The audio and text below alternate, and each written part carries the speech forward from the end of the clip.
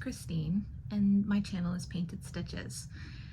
This is a channel about my cross stitch, needlework, any other kind of hobbies that I kind of happen to pick up along the way, but I'll be kind of focusing on that and also my painting. But my painting is going to be a little unusual because it's going to be kind of a lot of discussing the color factory that I have going on behind me and how I categorize my colors and basically making myself a paint box index and how I can use that to help me do conversions and different things like that in needlework and in cross stitch, because I do think that the two can kind of overlap and go together. But this is my FlossTube number 1. This is what we are focusing on today, is we are going to be going over kind of everything that I have finished so far. Not fully finished, but finished so far, one step at a time. You know, sometimes some of us need baby steps, and some of those baby steps are smaller than others, but that's okay.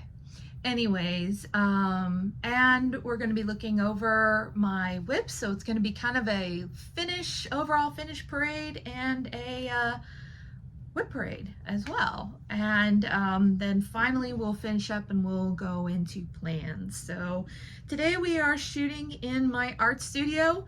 Do not worry. Everything that could possibly damage anything that is fabric or thread related is contained.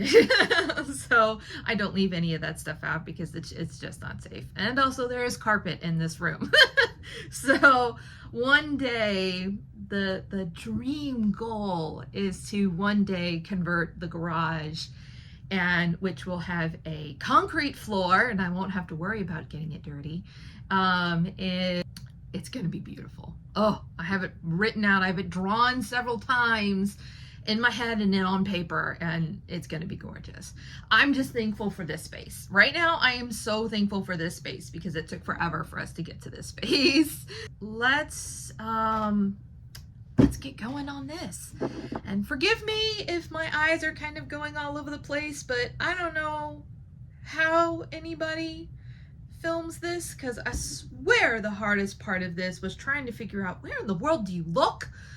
I mean, without making yourself look crazy. So, I don't know. But anyways, so my stitching journey has kind of taken me, I started doing cross stitch. My mom actually did cross stitch a long time ago. And, but she wasn't a really kind of like a daily cross stitcher kind of deal. She was a single mom, and she had to work and go to college, and I went to college with her, which were some of the best years of my life. A lot of fun stories in that. But so she kind of picked it up when she could. But when I was in high school, I decided, we were wandering through Hobby Lobby, as you do, and I came across this kit in Hobby Lobby, and I wanted to do something for my mom, and it just screamed my mom. And so I asked my mom to buy it for me. I asked her and asked her and asked her, and we kind of waited for it to go on sale, and we bought it. And so I was like, yay! Well, I started working on it, and I was like, I read the instructions because I was like, how do you do this? And I started working on it, and I messed up. And I messed up in 2 ways. So I messed up in kind of the middle area because I was a middle starter, and it wasn't gonna look right. So I got upset about it. I tried to pull it out. It became a rat's nest on the back. I didn't know what to do. So I just put it away, and I didn't touch it for 30 years. So it kind of traveled with me to college as if I want something to kind of wind me down from class, because I actually have a degree in biochemistry, with a minor in mathematics, and I did spend some time in graduate school, which were some very interesting years. But so my life kind of changed a little bit during, well, a lot. And so I was unable to pursue that path, and that's okay. So I'm doing things a bit differently now, and it's kind of brought me back into needlework. So my my painting, my needlework, my puzzles, it has all traveled with me all over the country. It has gone from Texas to Indiana to Illinois to back to Texas. It's gone everywhere. So one day I picked it up. I was with my caregiver, and my caregiver actually was really into cross stitching. And so she was like, well, we were in my studio one day, and she was like, well, what happened with this mess? Because I had it in a little the container that we have, our, that you buy sheets in, it's got that really heavy duty plastic with a zipper. So I was like, hey, this is perfect. I'll just throw that project in there, which somehow in college also got a spaghetti stain on it, on white fabric. Awesome. So yeah. So I was like, okay, I'm really not sure what to do about this, because yeah. So but it also had another project that I had tried to start and pick up at that point, but I wasn't really liking how it was coming out, and I just got really caught up in school. So I just, I put it aside with this project, and it kind of went into the linen bag of no return.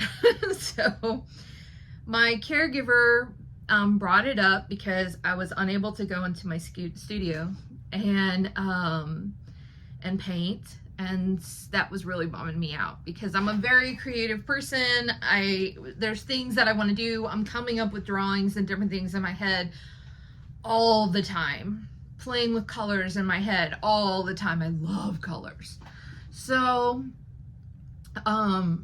she was like, well, what about this? And so she says, and so I was like, okay, well, I brought it out, and then I took a look at the kit, and I was like, that's why I never came back to it, because also the kit floss comes on wonderful cards, which they have sorted for you, but they do not number them. And then they give you a nice long list of numbers. So we looked them up. They didn't match DMC or Anchor, and I had no idea what else to do. So we literally pulled up chairs in Joann's and spent 4 hours trying to figure out. Turns out the kit is a Buchella kit. Turns out Buchella has their own floss. And I didn't know that there was a conversion website for Buchella to DMC. That probably would have made my life a lot easier.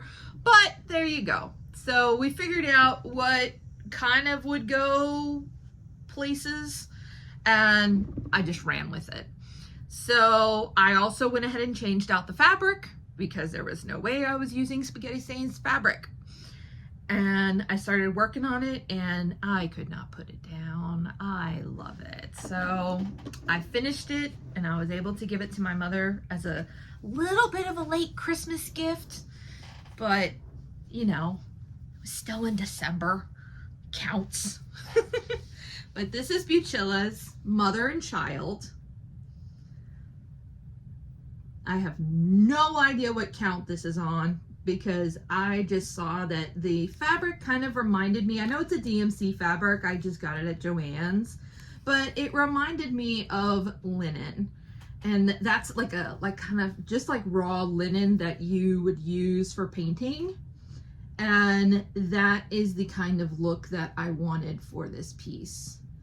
So I absolutely loved it every second. I didn't follow the pattern necessarily exact, because in the back you're supposed to do, I think they say full crosses, but I did 10 stitch. in the back, and I just made them fuller because I wanted them to cover. And I really like the way that it came out.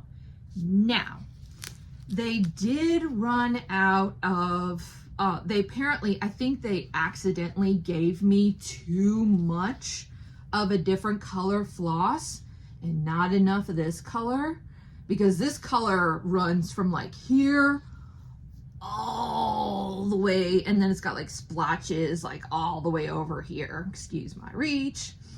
And I ran out of this color like yay. And I was like, no. And all the other colors, I had like a ton. Like I had like I think it's black. I had a ton of their black. And I'm sorry, how much black is on this? Like, there's not a lot of black. So I didn't know why I had this huge hunk of black. So yeah. And excuse the rings, it has not been ironed, because I was so excited that it was done and she was complete that I just immediately wrangled it up, wrapped it up, rolled it up, put it in a box and wrapped it. And suddenly on like, what is this? Like the 5th day of Christmas, 10th day of Christmas, there was another present under the tree. But that's okay. That's how we roll in this house. So my mom opened it up, and as soon as she saw it, she was so thrilled. She stole it. And then she rolled it up. So it's not folded, it is rolled. Excuse the masking tape. I asked my mom how you do with the edges. She was like, you use masking tape. I know now that you can do something called serging or overlocking, and okay, all right, cool. I'm trying that now. But when I don't have the opportunity, the masking tape comes out. But the, yeah, so she kind of rolled it up and then put it in a plastic. It's a medical grade plastic is what we have, and stole it and put it in her room. So that's where this guy lives. She has a picture of it on her phone that she uses as her background, which I am so touched by, and it makes me so happy. So, but once I finished this one, it was, oh, so sorry. Once I finished this one, I was done. I was just like, yo, what is my next project? What is this? What is that? And as we were coming out of Joann's, there was this guy who was talking about, hey, you know, oh, they ran out of this color floss, and which still kind of, I'm still wrapping my head around the fact that these threads are called floss, and so I'm getting used to that. But so he was looking for this one particular color, and he couldn't find it, and he was really bummed out. And then he goes, oh, you know, but it's a Monday, and 3 stitches isn't open. And I was like, what the heck is 3 stitches? And my caregiver goes, oh, 3 stitches is a LNS. And I was like, okay, you're throwing terms at me that I have no idea what they mean. You know, like, explain. And so she goes, it's a needle workshop. And I was like, oh, okay, well, is it near? And she's like, yeah, it's actually really pretty close. So I said, oh, okay. So she goes to show me one day when they're open. Yeah, they're close. They're literally right across the street from my post office, which is like the next neighborhood over. I have been passing this needlework shop all through high school because they're like between me and my high school. I had no idea. I kept seeing the sign 3 stitches, and I was thinking, because they had like, you know, an alterations place there. They had a, you know, pizza place. They had a dog grooming place. This is a little strip mall. And I was like, maybe it's another alterations place. I don't know. I have no idea what that means. Wow. So she brought me in there. Blew my mind. Oh, bananas. I had no idea what you could do with cross stitch. Oh, it It was amazing. It was so amazing, the stuff that was in there. I was like, wow, this is really, really cool. And so my caregiver was like, well, if you think this is cool, you should try out FlossTube. You should look at FlossTube. And I was like, what in the world is FlossTube? She's like, you should really look at FlossTube. So I was like, okay. And so she's like, just go onto YouTube and look up FlossTube. Okay. So I went onto YouTube, I looked up FlossTube, and I found, somehow I landed on, I started looking through the different people, and I tried to see, you know, who was doing projects that were like my, you know, kind of in my area, like that really piqued my interest, that really grabbed me. And I landed on Teresa Little Stitcher. And I landed on something called Hades, Heaven and Earth Designs. Oh my goodness. Oh. So now I am trying to discuss with all of my painting friends that they can take their paintings and they can submit them to Heaven and Earth and possibly get a passive income. Because this is amazing. I had no idea you could do such things like this. It's incredible. Even some of my friends that are professional photographers, I'm like, dude, you could totally submit this. Like, wow. So I'm so impressed. So I grabbed one, and then they had their sales. Oh, that's dangerous. Ooh, that's dangerous. So I was good. I grabbed two. And I grabbed one especially that said my best friend Megan, who from college, my college roommate Megan. And she loves owls. Let's face it, I love owls too. We both love owls and wolves. But this one just screamed Megan. And it also screamed me because it has just a gazillion colors in it. I love it so much. So I grabbed it and I got the Easy Grid fabric. Yeah, no. We ended up with a problem with that one. But I'll talk to you about that one later. I just realized that I'm going on a rabbit trail. Please excuse the rabbit trails. There will be cautionary caution warning here. There will be bubblegum stories and there will be rabbit trails. So this is probably a bubblegum story, but we'll get back to that. But this is how I found myself going from this project to I am surrounded by projects. And that's okay because I love it and it makes me happy. And it's something that I can do when I can't be in my studio and I can't paint, and it makes my heart just so happy. So anyway, so we have this finish. I also joined in that time, I also joined a group. Actually, let me take my little board, which is a disposable painting palette. I'll get a real board. But, so I go and one of the first things that my mom asked when we went to 3 Stitches, she was like, is there a sewing group? Is there a stitching group?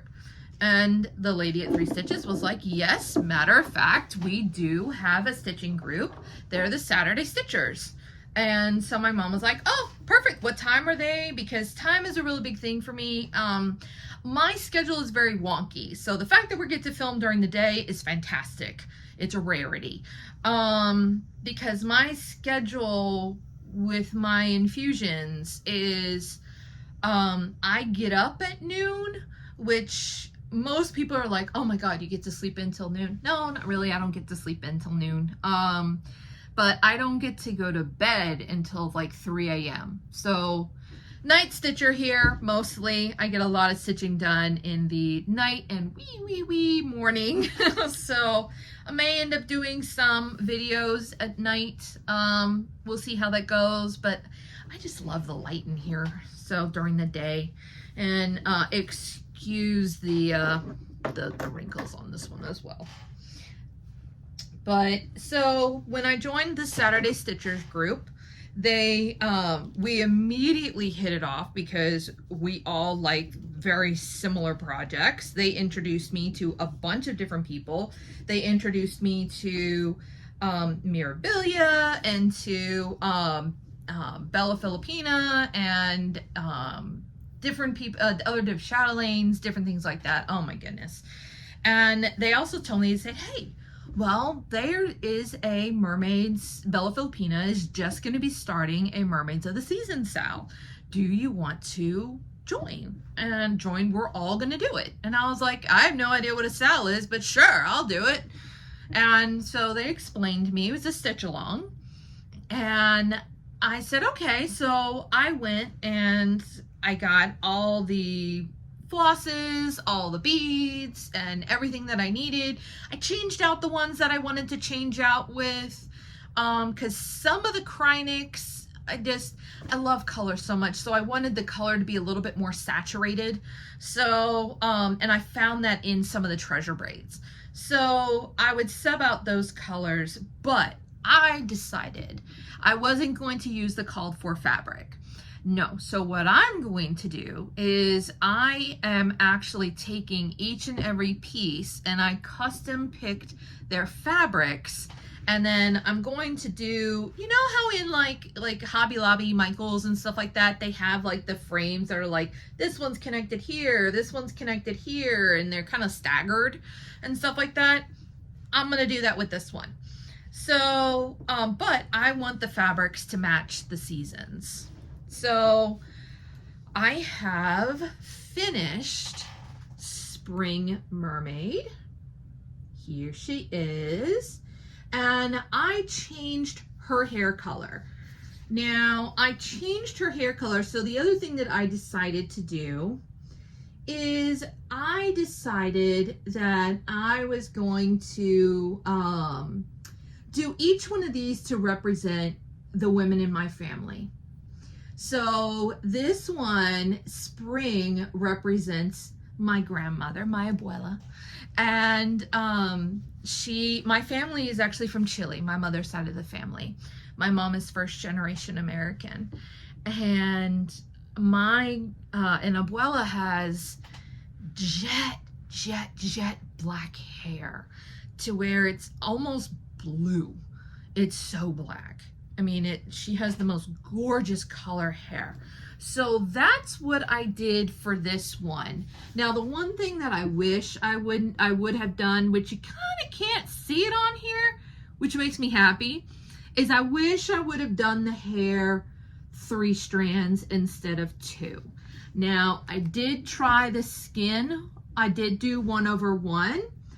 And I did 1/1 full cross, and me being kind of like the anal retentive person that I am, I decided to blend some of the lines. So to try to even out some of the transitional colors, because sometimes what I notice when you do the 1/1 is you have a very harsh step down. It's like, burp, burp, burp, burp, burp. And no, that bothers me. So I try to kind of stagger. I would do blended threads. And so what I would do is I would take, oh God, this was a circus show on my stretchers. Because I had 2 needles going at the same time. So I had 1 needle with the darker color, 1 needle with the lighter color, and I would do 1 strand of the dark, 1 strand of the light as the next leg. And then I would go the other way on the other leg. And then I would kind of go up a little and then kind of blend it down a little, you know, because I know in photography and in blending, when you're working with pixels, that's literally what you do, that's how you get nice, smoother lines. So that's what I did with this one. This one is on a 28 count, picture this plus petals. And this color, I can tell you, it is not coming up so well here, but it is, petals has to be one of the most difficult fabrics to photograph. It's catching more of the blue light from the window, but petals is a gorgeous spring fabric. But petals is a very, very, very light pink. Light pink with just little bits of just a very light spring green. And so that's why I chose it for this one. The colors absolutely bounce off of it, and I love it so much. So I chose spring for Abuela because my Abuela could make a dead thing grow. I mean, she's amazing. Her gardens are stunning. In fact, I'm trying to make my thumb greener. We're working on it. We're doing good. We had a good blueberry harvest this year, but one of my blueberries is struggling, and it's making my heart sad. He's on life support outside. But I have some indoor plants. I have some violets, and I have some Christmas cacti in my studio. Now, I only started off with one Christmas cactus and a 3-tiered planter with some violets. Then Abuela came to visit, and she bought me another Christmas cactus, and but it's a different color. So I was like, oh, I won't turn down the plant. So it's going in the studio. I have some room, so I put it in the studio. And then my mom, as another gift, one year, she happened to see it was in great shape. The plant was beautiful. It was another different color. And it was another Christmas cactus. Now, here's the thing that I didn't know. Side rabbit trail. There are different types of Christmas cacti, whatever. But they bloom at different times depending on which ones you get. So there's actually an Easter cactus, there's a Thanksgiving cactus, and then there's a Christmas cactus. And so you will have one that blooms at Easter, one at Thanksgiving, and one at Christmas. I was supposed to have one for every season now, I think, is what the intention was. I have no idea whose is who now. And they're not all blooming on the same cycle. So I'm not exactly sure what's happening there. But anyways, so that's why I told Abuela, she was like, I think I'm going to give you an orchid next. And I'm like, okay, Abuela, my studio can't become a greenhouse no matter how much I would want it to because I have no more space in here. But this is the best place for light. And I'm like, can we hold off on the orchid? And I haven't been that successful with orchids, so we'll see. But this is spring, so I figured something planty, something bright and cheery, right up Abuela's alley. Now, I had no idea. Actually, ironic, I did this on like a pinky fabric, and then we all found out, the whole family found out last Christmas that Abuela hates pink. Now, mind you, Abuela is 84 years old. Nobody knew that she hates pink. And she looks fantastic in it. So, yeah, that was fun. So, okay, so we had spring. So then we have summer. Now, summer, I didn't change the hair. I left the hair as is because my mom liked the hair as is. But summer represents my mom. Wow, this one has so they had at another LNS that I found that this one actually has chatelaines that are on the wall. And seeing them in person, I could sit and stare at those for hours. They're so beautiful. And but they had a clearance room. The clearance room is dangerous. And in this one, but they have some great fabrics as well. Great fabrics. But they also had Morgan hoops. And I, of course, have been eating up FlossTube. And I had seen the Museum Stitcher. And I saw that she really likes Morgan hoops. And I really like a tight, you know, tension on my stitching is what I've discovered. And so I was like, hey, they have these for like 60% off. I'm gonna go grab some Morgan hoops. But man, do they leave a dent on your fabric. So gotta watch that. So if you mind crinkly, wrinkled fabric, I suggest you look away. If not, feast your eyes on summer. Here we go. This is Summer Mermaid by Bella Filipina. And I did this on, I absolutely love this fabric. I did this on, what is it? Crosswinged Fabrics, Crosswing Collection. I have no idea. I know it's 28 count. I don't think it actually had a name in the bin that I found it in, but oh, I wish I would have gotten more of it. I love it so much. Oh, she was so much fun to do. But I did change. So the, let's see if we can get up close. I don't know if we can get up close enough to see. I'm gonna have to do something about the lighting. But so there are, she's got some shimmers in her tail. Oh yeah, right here. So you see these shimmers right here? This is supposed to be like a copper.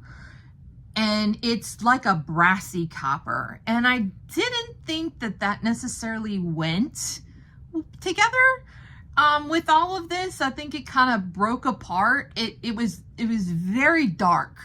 So for my taste. And to me, we're kind of like going into like the highlight region.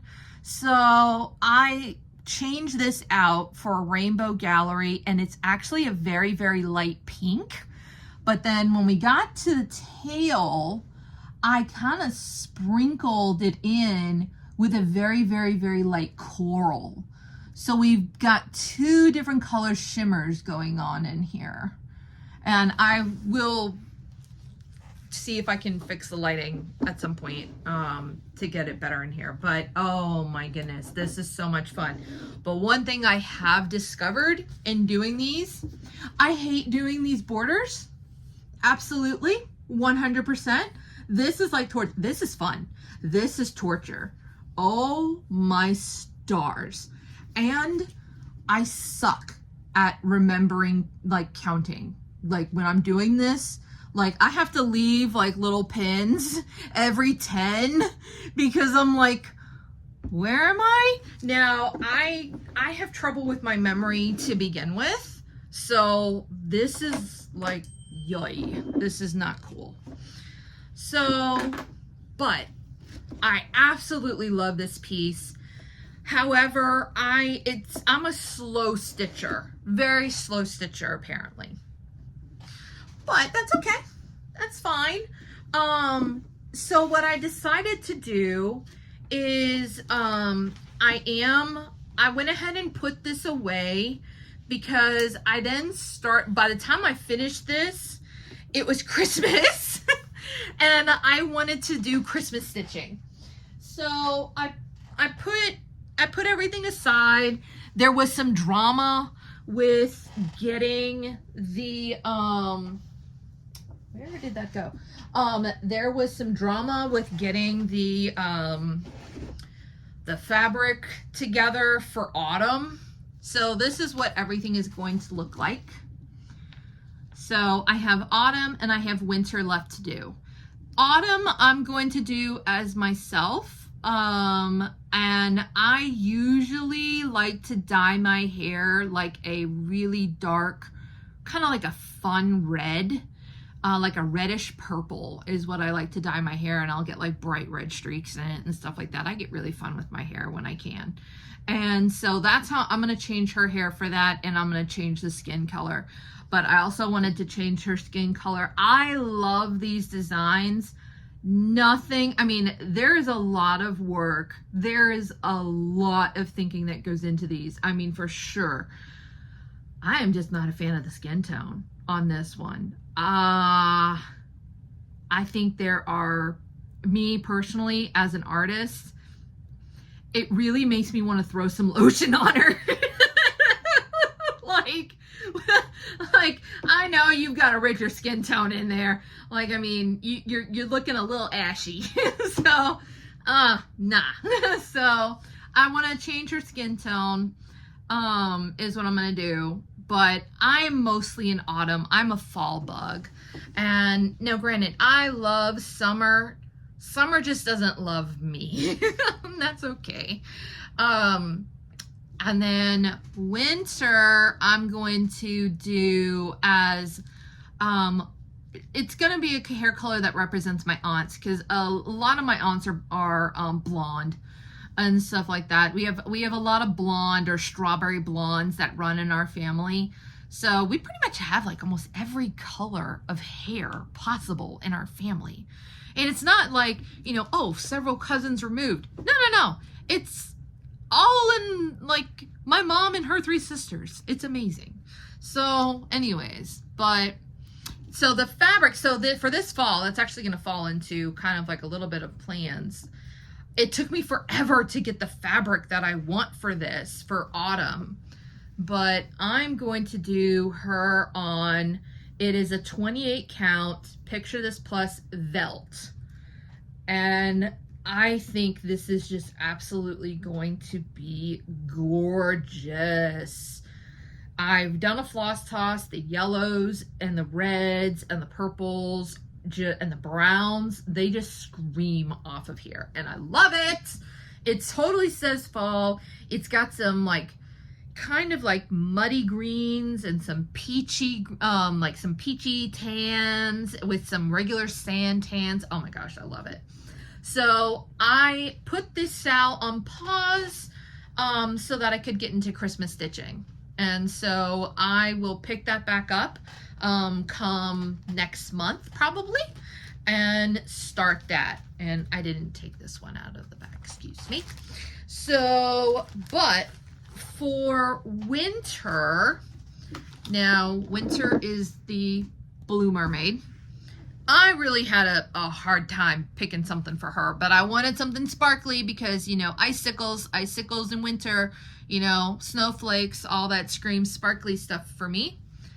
I'm doing it on this really, really nice sparkly gray. This is, and there is actually a card in here. Yo, picture this plus, picture this plus. Helix, crystal helix. 28 count. Look how pretty and shiny that is. Oh my goodness. I love it so much. A very, very nice mottled gray. And I've done a floss toss on it. It's beautiful. Absolutely beautiful. There's obviously way, way more fabric in here than necessary. So I can actually cut this and use it on something else, which is yay, because as a new stitcher, on a tight budget, I have been gradually kind of like any kind of extra money that I get, or Christmas money or birthday money or anything like that, I just kind of stash it away. If it's not for my painting business, I stash it away and I put it towards like my wish list. And then I'll go and I'll buy things, you know, okay, I can gradually kit this project up and then I can get it together. But the most difficult part for me has been getting the money together for fabric. Oy, oy, oy. So I don't have, a lot of my projects that I do have, I don't have fabric for. And I don't really have that much of a fabric stash. So, but you know, we'll get there, maybe. I've been told about a Fabric of the Month club. I would like to do a Fabric of the Month club. I really would. But we'll see. We'll see how that goes. My Stitchy group friends, Addie, who actually has her own channel. I think it's Addie Crossing Quilts. She actually made me this, she made us all this project bag for the mermaid sal. This is my first project bag ever. I love it so much. I treasure it. And I immediately asked her how to make them. Someone who has never sewn a day in their life, I immediately asked her how to make them. So that's where most of winter is in that one. This is what autumn's in. So I actually got this. I think I got this in Chinatown when I went to New York, when I was looking at colleges. So it's come very much in handy. So that's where that one is. Okay, so my other finish that I have is where are you? Oh, right here. So my Stitchy group also got me into, they get me into a lot of trouble, but that's okay. I also get them into trouble. It's a never-ending cycle. It happens. But they showed me, I saw this on, I think it was on one of the Facebook cross stitch de-stash groups, and I loved it. Oh, I love it, and I want to do them all. And so we are all currently, well, me and Addie are currently doing these, but I seriously fell behind because I gotta buy fabric gradually for this. And so I don't have all the threads for this. I'm not doing the regular threads for this. I'm doing the DMC conversion threads for this. Yeah, so I'm just getting them piece by piece. But this is I think it's the Heart and Hand. I don't know. I have no idea where that chart is. It's in the living room. Of course it is. But anyways, or it's a hands-on design. No, it's the hands-on design.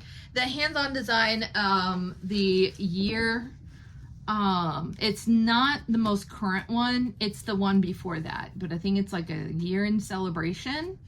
But here is January. I have no idea if this is in reverse for you guys. If it is, I am so sorry. I don't know how to fix that.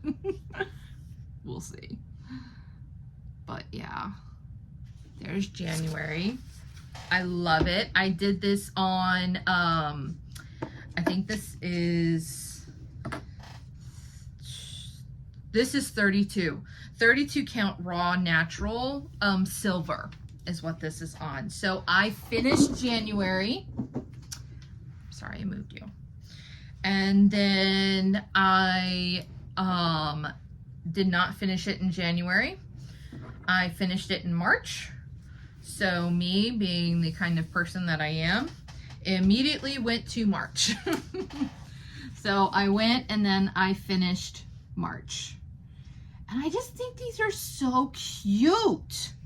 They are so stinking cute. I absolutely love these. So those are the only ones that I've finished. I kind of put the rest of the series on hold for right now, and I will pick them up later. I've got some other ones that kind of came in that became more high priority, and I will actually bring you that one right now. A friend of mine from my my church young adults group was getting married. She was getting married in May, and they had the needlework marketplace, and I found this chart. Let me grab it. It is the Counting Puddles chart, a modern botanical sampler. Absolutely love this chart. Now, if you can see, there's like white back stitching all over through here. It is so pretty. I love it so much. I've never done a Counting Puddles chart, and I've really enjoyed this one. However, this was so much more stitching than what I thought. Oh, but I asked her, I said, I saw it. thought it was pretty. I thought, well, she's getting married. Maybe she would want it. So after all, if I can find a home for it, then there's a reason to stitch it, sort of. An extra reason, right? So I talked with her. She talked with her husband. They both loved it. I asked them, you know, do you want me to change the colors? They're like, nope. We love the colors. We love it as is. Just do it to your heart's content. I was like, oh, fantastic. They're like, we love handmade gifts. Yay. So I ended up spending the rest of March, April, May, and June, and then July doing this guy. Now what I did, this guy is ironed and all nice and pretty because he's going to be going to the framer soon. Now I used YLI beading thread in here, which is why it's kind of not, it's got a little bit of a crinkle through here because I want to be careful with not melting the, apparently you can melt that. I didn't know. So, but when you stretch it, I don't think it's going to show. We'll see. But anyways, what I decided to do is I did this on a 28 count. It's just a Witchelt Icelandic blue. I could not find the called for or anything similar to it, which is artichoke. And I had no idea artichoke was going to be so popular because immediately with like a couple of other charts that I purchased, they all called for artichoke. This color has been like haunting me. So, but in a couple of the spots in the chart, I found that it would look really well with beads. So I was like, I think beads will go really nicely here. So I spent some time and I added beads. I did different color beads in these sections. And I think it came out great. I really loved it. There's actually, where is he? Where is he? I think there's one right there. And let me find another one. Oh, whoops. There is one right there. Is a little ladybug. I did him as a bead, but he's a little ladybug and he's so cute. I love it. So, I have to say though, this was a lot of stitching. I didn't think this would take me that long. So kind of all my plans for June and July stitching, out the window, out the window, out the window, because I wanted this done and I needed to get this done. This was very important. Learned a lot about how to tie off long white stitches. That was fun. But I love this piece. I absolutely love this piece. Now, one thing that I will tell you, I have a boo-boo. And the boo-boo is up in here. All these little flowers right here. So I did not know this because I'm new at stitching. So I did not know this, but apparently, so this chart comes as a color chart. And when you have a color chart, I highly recommend that you print this out in color, especially if you're going to be a highlighter person like me. Mostly I'm a highlighter person if I can be, because if I can't get it into Pattern Keeper, which I don't really have a lot of the technology that's currently working very well, it kind of like limps along because it is what it is. We use what we got. But I couldn't really get it to sit nice into any of the programs, and it's just me. It's not a fault of the pattern or anything like that. It's just me. I'm new to those programs. I don't know how to use them quite well enough yet. So I just found it easier. I just wanted to hurry up and start it. So I was like, I have a printer, I have a scanner, I have a copier, all in one. I'm just gonna scan it and I'm just gonna print it. Yeah. I did not realize that when you have a color chart like this, you should print it in color. And the reason why I say that is because this has back stitching over it. I don't know if that's going to come into focus. But so these are little white flowers. Let's see. I don't know if that's going to focus. Yeah, but they're little white flowers, and then you have like this thick back stitching that goes over the top of it. Now, the symbol for this is just a little dot. You know, you have your square, it's just a little dot. So when you have your back stitching that goes straight across it, it actually goes straight across the back, the dot. And so it doesn't look like there's anything there. So there's a lot of places where I just didn't put anything. I was like, oh, well, since it's a two-stranded back stitch, it's probably filling up the whole square, which it did. And so I was like, okay, all right, we're just gonna skip those squares. I was like, wow, this is a really interesting way to do this. Yeah, no, I didn't find out until somewhere over here that I messed up. And then I was like, you know what? Those squares, wherever there was back stitching, you're actually supposed to stitch all that in the bottom and the background color, and then back stitch over the top of that. So it's kind of like a dimensions. I wasn't gonna pull all this out, wherever these were, these little flowers, all that out, because I was like, I have a deadline and I need to get this done, and it looks good and nobody's gonna know. Well, now y'all know, but that's okay. Y'all won't tell on me. So that's what I did with that one, but just cautionary tale. If the chart is in color, print it in color. Oh my goodness. Or at least, you know, make sure that you have something to reference the color in, because you don't make that mistake. But yeah, so those are everything that I have finished so far, plus a little bit of ahead plans on what is to come. Let me hang this guy back up so he doesn't get all messy.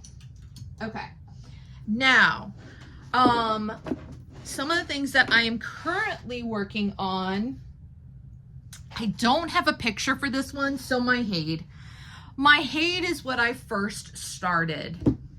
My Hade is a story in on itself. So it is and I'll try and see if I can insert a photo because I'm currently videoing on my phone. It is I think it's called like The Owl or something by LaRoche from Heaven and Earth Designs. And this owl,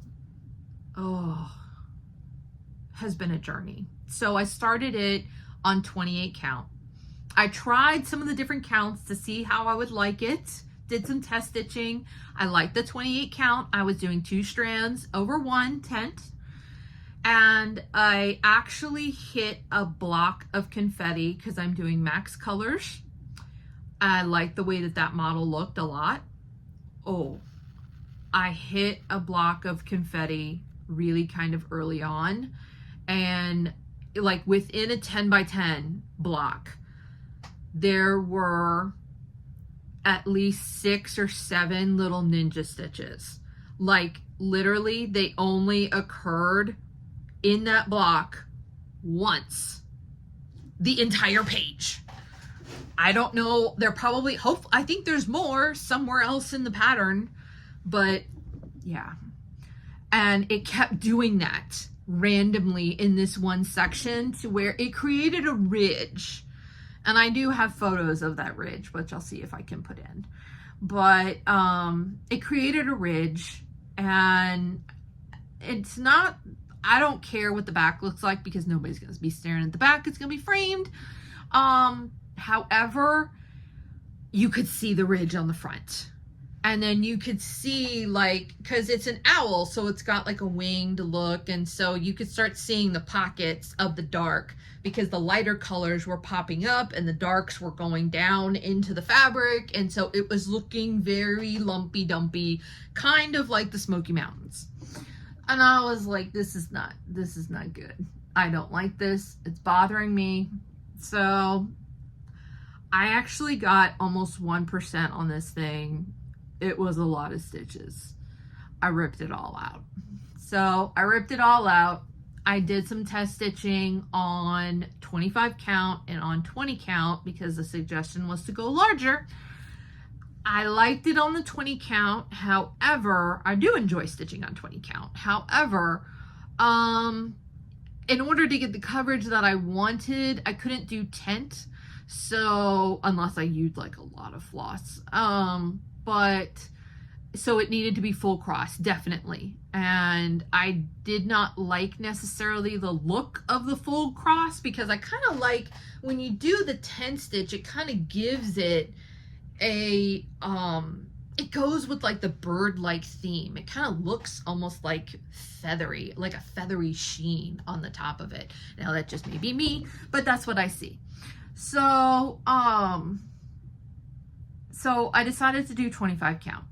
So I tried 25 count, 2 strands over 1 tent. And it's a lot of dark, a lot of 310, a lot of 939, and it's just bothering me. It's bothering me, and it's because I'm literally, after I stitch it, I'm having to like take my needle and just go, nope, move this thread over a little bit more to cover more of this space, because it's looking so gappy. Like, I don't want to look at the fabric and see like where it's supposed to be dark shadows, speckles of like what looks like stars. I don't want to see that, no. So then I discovered while watching Elizabeth Ann Can Stitch, who's in Austin, not too far from me. I'm in Houston over here. But she was at, I think it was Stitch North, and there is a stitcher, I think her name is Katie, and she does tiny stitches, like, yo. So it is a skill, and that is impressive. And she was doing a Haid on 56 count that blew my mind. So I started talking with her, and I started talking with some other people, which I had no idea it was going to be so controversial about doing Haids on smaller counts than like 28 or possibly 32. Good Lord. I kind of opened up that as a hornet's nest.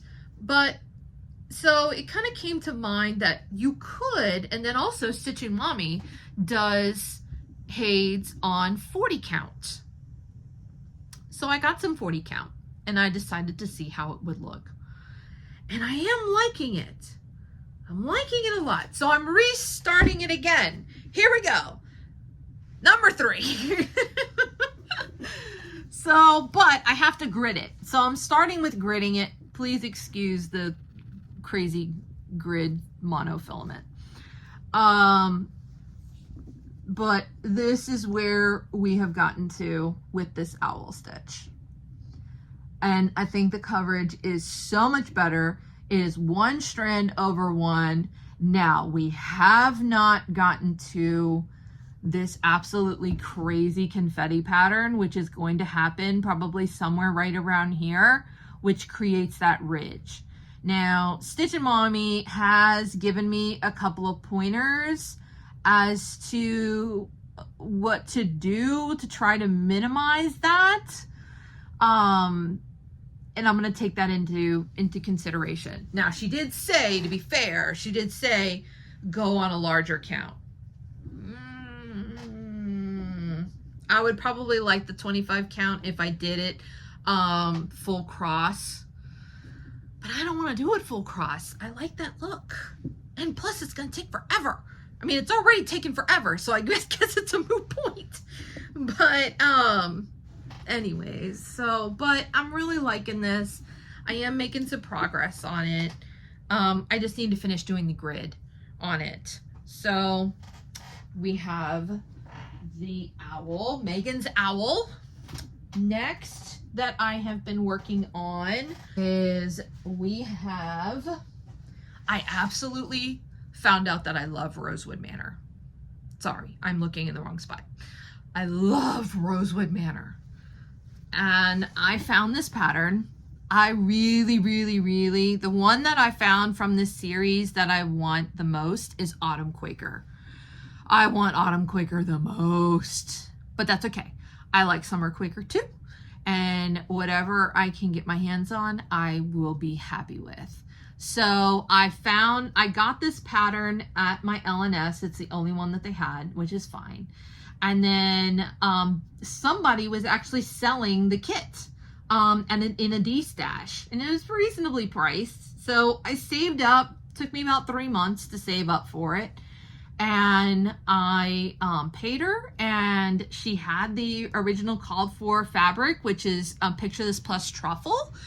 And I got it.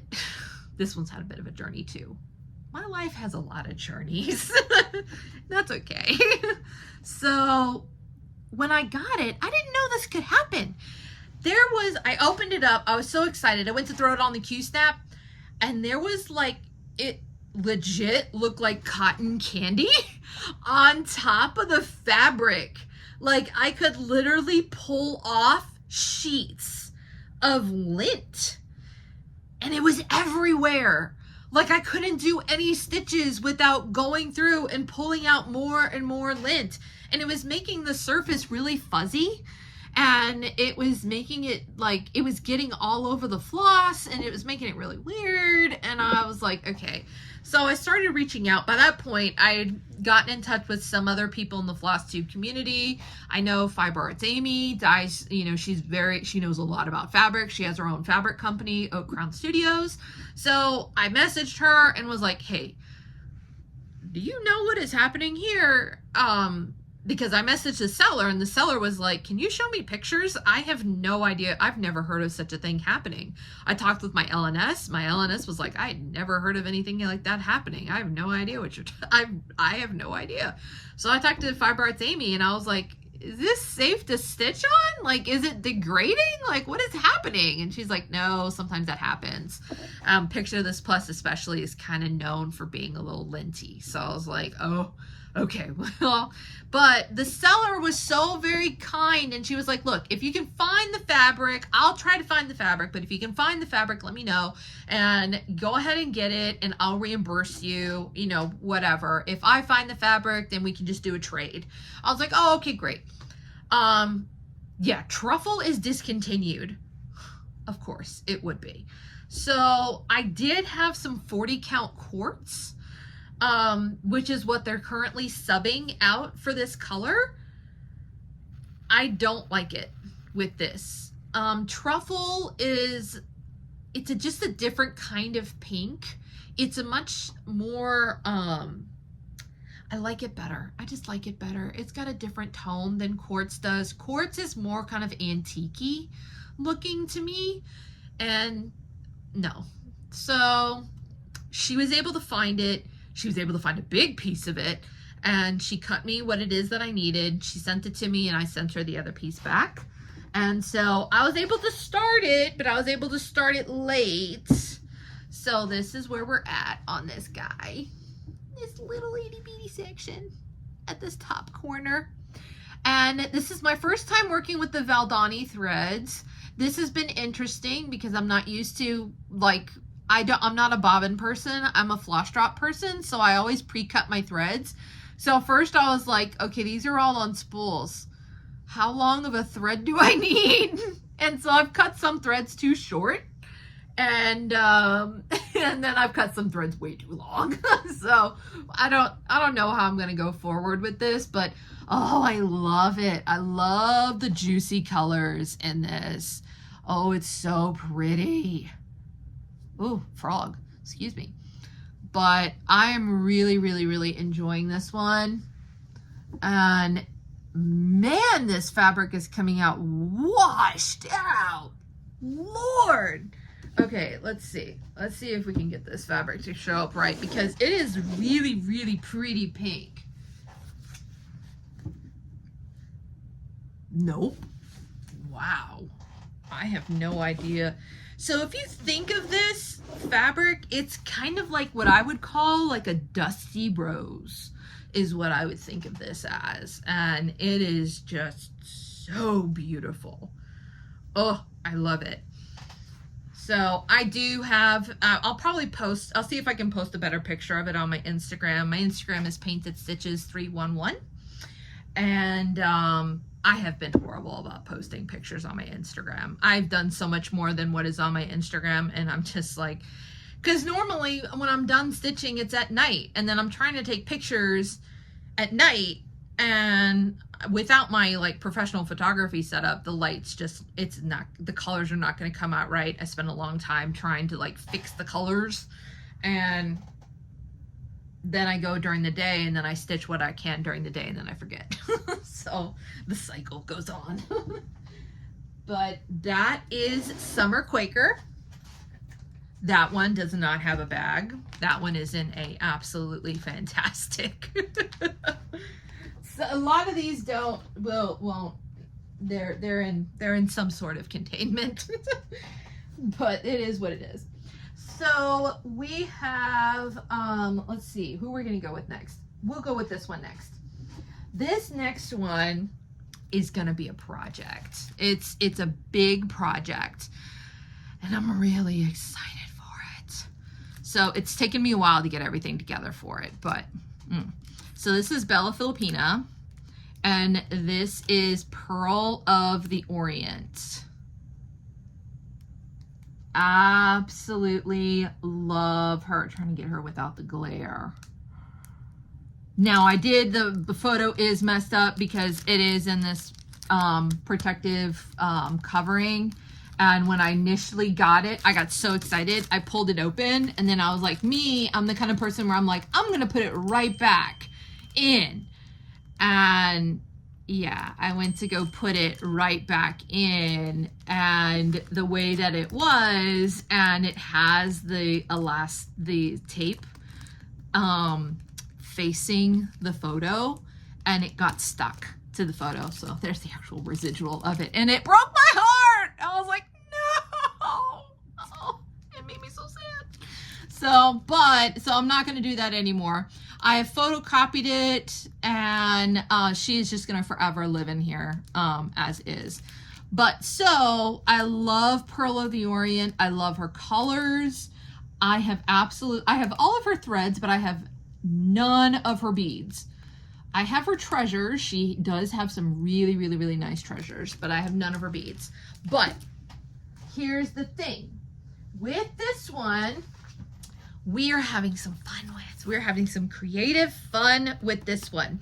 I saw this pattern on Cross Stitch Unlimited's group on Facebook, and I tried messaging the person, trying to get them to say, like, who is this? Where is this pattern? Like, I really want this pattern. And I don't think they got my message, and that's okay. So I ended up finding it after a lot of digging. And this is the only person who I could find it. So I guess they do this one. But somebody called Joy Sunday, I don't know. But it is called Koi Fighting for Spring. So, but what we are going to do, so you see these absolutely beautiful koi fish and this wonderful foliage down here. We are going to mesh these two together. We're going to create a mashup. So I'm going to create this lovely swirl of koi fish, and I am going to start them around part of her tail. And so they're going to be coming up her tail. Now they're not going to, one of them will probably be like a little bit over like part of her tail, but I'm going to leave most of her tail out. And so put the rest of the fish behind her tail. And so they're just going to kind of wrap around her coming up. And then we're going to have this really fun bottom. Ah! So excited. This kit took forever to get here. Oh, I didn't think it was ever going to get here. But I got it. Super excited about it. Not going to use anything. I'll use the floss that's in it because, yeah, but we'll see. We'll see what kind of floss is in it. So I am doing this on the called for fabric, which is Brigid from Under the Sea. Whoa, need to put something on the back of that one for sure. It is Bridget from Under the Sea Fabrics. And this is where we got to. This was the start of my summer stitching. Now, granted, I didn't get to actually start this until July, like the end of July. So in the beginning of August is when I really got to kind of start this, and it's okay. So, but this is on, what is this on? 32 count? I have a tag in here. She doesn't have a bag either. Let me see. I left the tag in here so that I would know. 32 count. It is a 32 count linen by Under the Sea Fabrics. And I didn't change it. I love the colors. I think it's absolutely perfect for summer, perfect for this mermaid. And we're going to add the fish on top of this, the koi fish on top of this. And I think it's just going to kind of scream with the aesthetic. What I did is the way that this fabric is modeled is it's got this beautiful dark purple down here. And then it's got kind of more of a summery orange peach kind of color coming in through the top. And so I'm going to have it to where, you know, her head is more up here, kind of with the opening shell up towards the light. And it's, I think more aesthetically, it's going to make sense. So we have just like the ridge of her tail. We're kind of in this land right here. This back fin land right here. I had no idea. I had no idea. She has so many beads. Like on here, a good majority of the pockets that are here, that are left, are beads. First I was like, oh, let me find my center and let me get started because I have my fabric and I'm so excited. And I go to find the center and it's a bead. Really? I was like, no. So then I go over one. It's another bead. No, what is happening? It's just my luck. So, but we figured it out. We're working it out and I love it. She is beautiful. So, but she, as soon as September comes, the summer stitching is going to kind of go on hiatus. Unless I feel like pulling it back out again, then we'll pull it back out, but then we will go into fall stitching, which we will get into later. But okay, so the next thing that we are pulling out is, which I wanted to start this with Lala D, and my fabric didn't come on time, and that's okay. So we have In Praise of Pollinators. I saw this at Needlework Market and I just nearly fell over myself. I love it so much. Never done a blue flower. This is my first blue flower and I love it. Absolutely love it. It is living in the very first project bag that I have ever made, and that is this guy right here. We have Easter gnomes, people. Easter gnomes. Because what says pollinators like Easter gnomes? I don't know. But anyways, so let me put a fabric in back of the board in back of this. This is as far as we have gotten on this guy. Again, I had to pause on this Sal so that I could finish the wedding sampler, but that's okay. I was really enjoying the wedding sampler, really was. This is on 40 count linen. I think it's called Smog by Mystic Fabrics, and it is 1/1 full cross. Absolutely love this. I love the fabric. It's a beautiful, like bluish, smoky gray, but more into like a, like a slate blue kind of a color. Love this one so much. It's been so much fun to stitch. I really wish that I could pull it out more often. I've been having trouble with my eyes, and I'll discuss that later. This one is, I forgot to say, Pearl of the Orient is 2/2. I actually really like 2/2 on 32 count. And the Valdani is as called for, which is the whole strand, the whole shebang of 3 over the 2 strands. So, okay, that is that one. I'm gonna try not to take forever on this, people. I'm so sorry. So the other one, so my grandmother has, as abuela, has requested, she asked if I would do a couple of pieces for her. She would pay for the supplies, and she would pay for, she would also chip in for some labor and stuff, which I immediately used to buy more cross stitch stuff, as you do.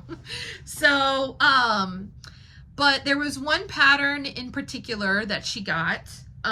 It is she asked me to do, she had found it. It wasn't a pattern, it was actually a full done bell pull, I think is what they're called. And it is called the New Orleans Bell Pull. I reached out to the Cross Stitch Unlimited group. I shared with them the photo, and I said, hey, do you know what pattern this is? Can you help me find it? Turns out this is a hand-drawn chart, people. And that is not easy to read. I was able to find it from a seller on eBay. There is no real overall photo of it. What I decided to do is I decided to jazz it up a little. I was like, you know, this girl, she's been out there a while. You know, it's got the beautiful New Orleans, you know, front, the top part, the middle part, it's got Jackson Square. The next part, it's got kind of like a chateau, and then we have a wonderful Southern Belle, and you know, it's all the New Orleans-y things. And yes, my family lives in New Orleans. So I'm looking at them and I'm going, well, I can add beads here. And the Southern Belle, I'm gonna add a little bit more variation in her dress, because it's all just one color, and one color, boom. And I was like, I kind of want to add some more dimension to that. So I pulled a couple of different flosses for that. So we'll see how that goes. And I redesigned the top. These are the colors that go into that guy. Like, yo. Lovely colors. These are just the DMC. Lovely colors that go into that bell pull. And then I pulled some overdyes.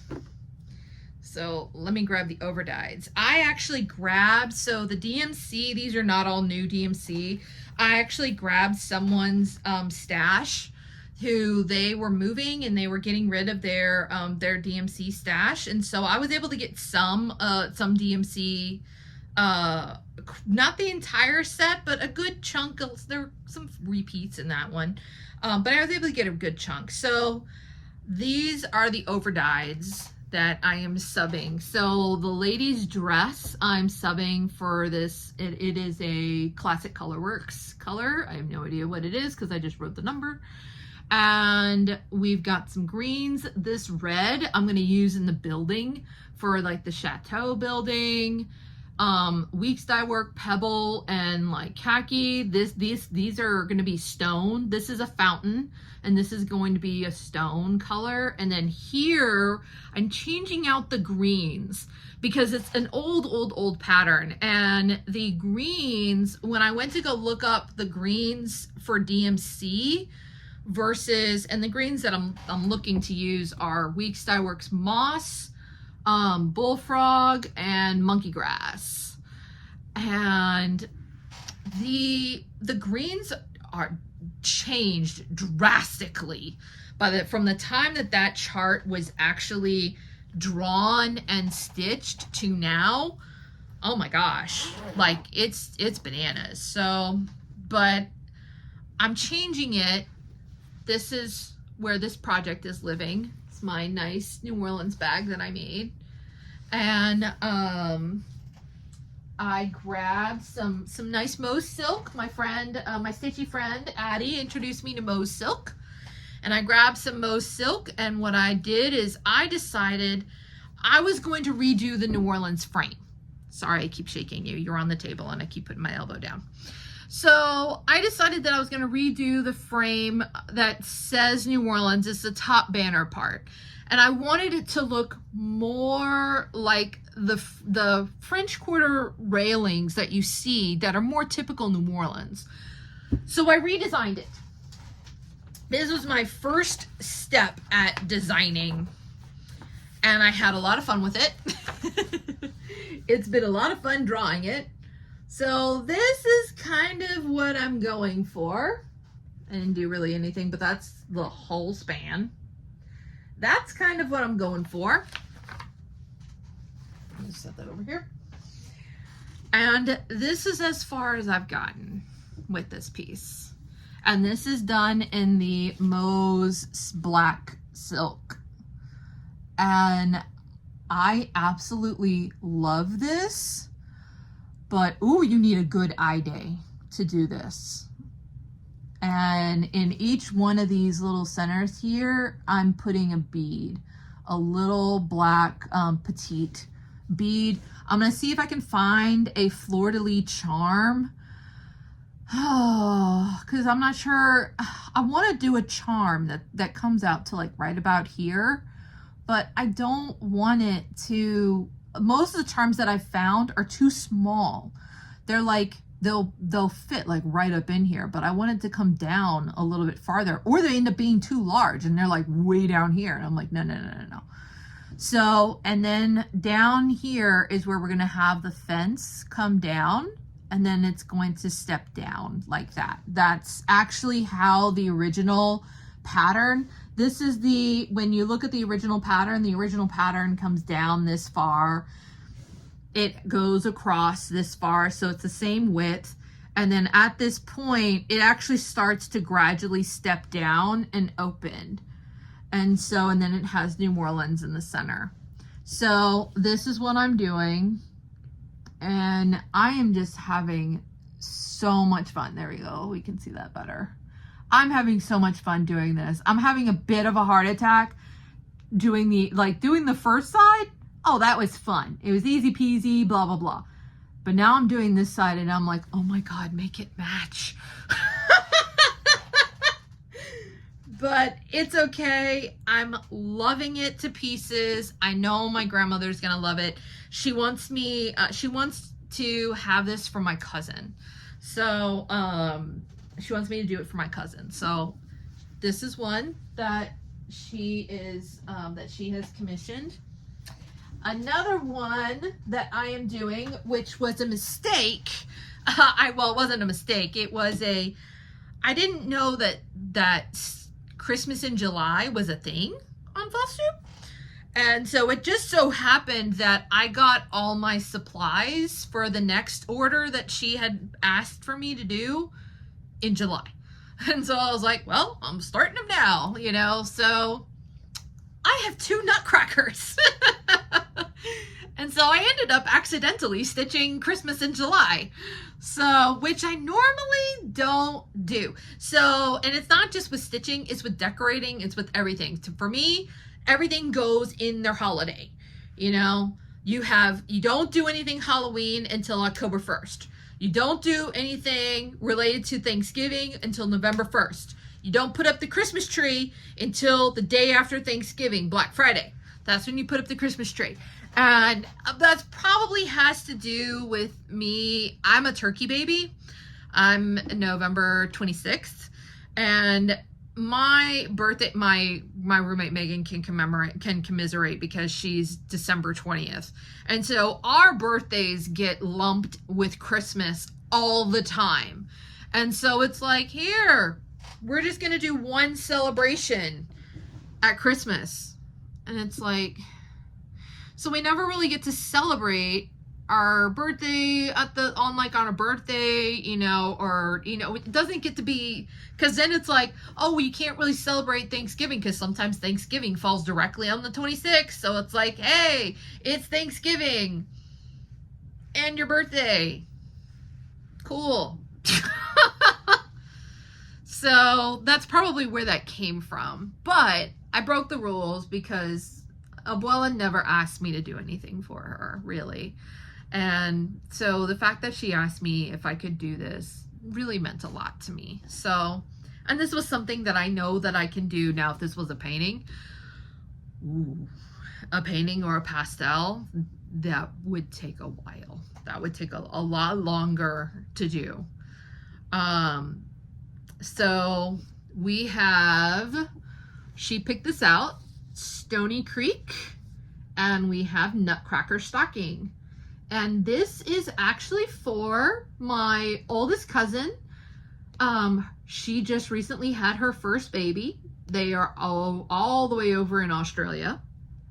And so I'm supposed to write his name, which of course is going to take up like the entire thing. I'm like, oh my gosh, you're definitely one of the family. You have like one of the longest names ever. So I have no idea how to do the name. I guess I'll figure that out. But so we're working on this Nutcracker Stocking. I can't tell you how many times I've messed up on this pattern because it has a lot of overlap. And the overlap is like, there's like 3 pages in like this one corner. And so it's like, okay, I'm trying to work on his shoulder, but I need 3 pages of the pattern in order to get the whole shoulder.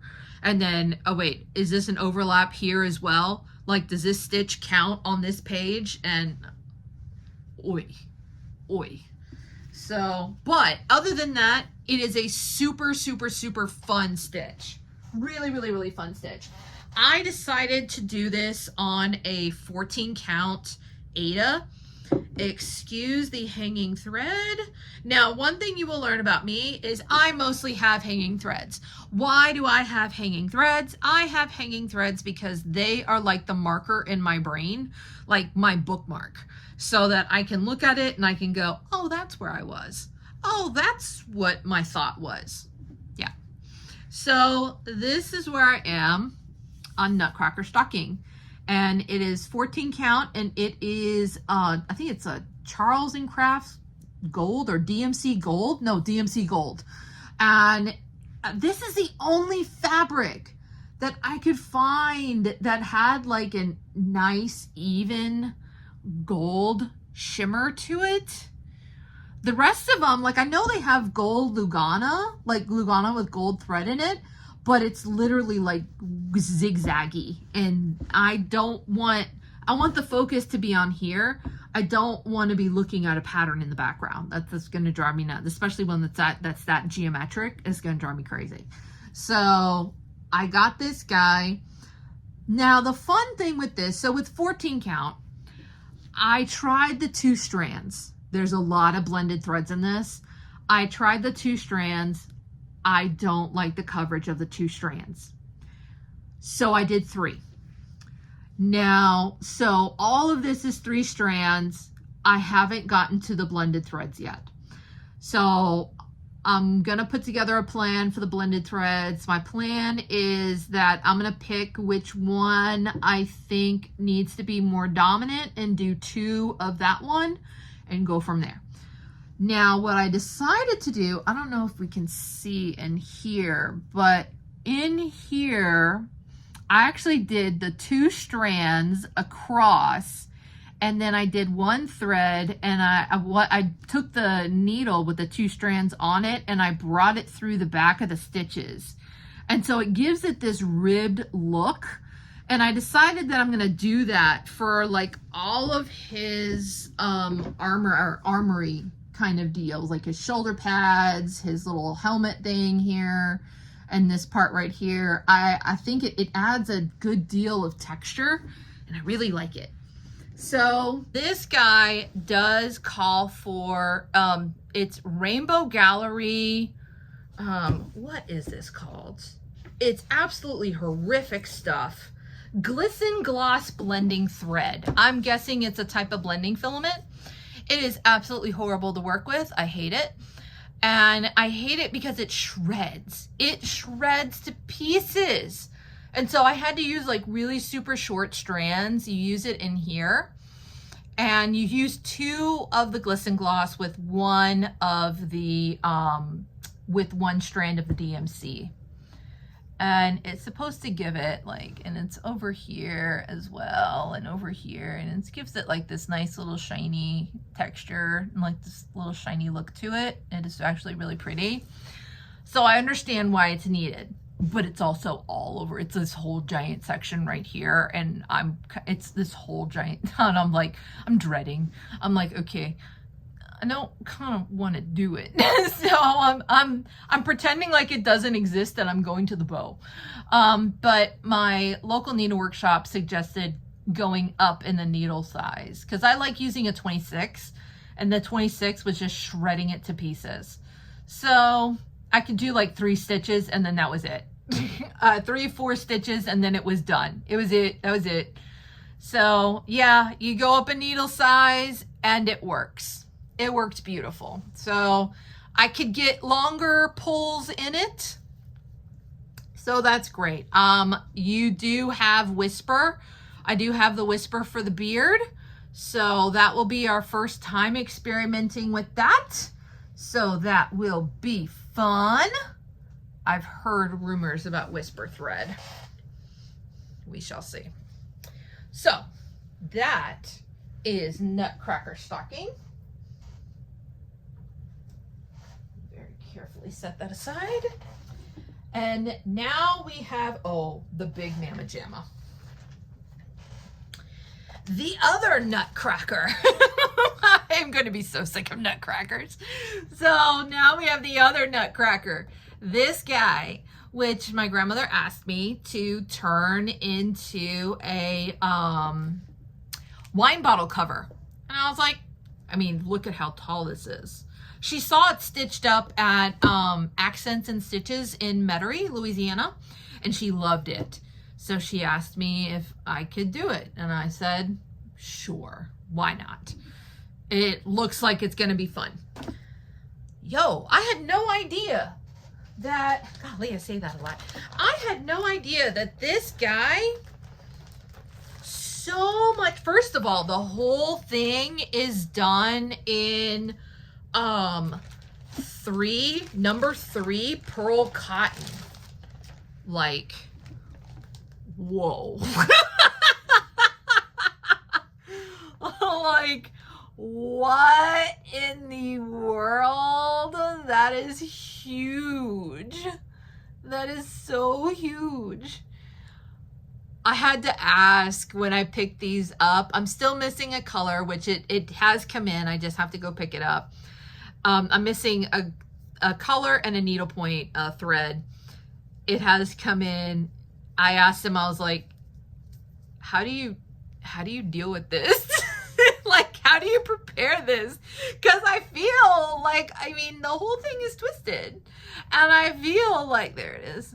I feel like if I cut it, it's all going to unravel. And it's like, and I'm like, and she's like, oh, okay, no, here you go. See, this little guy, he has 2 feet. And you're going to cut the feet.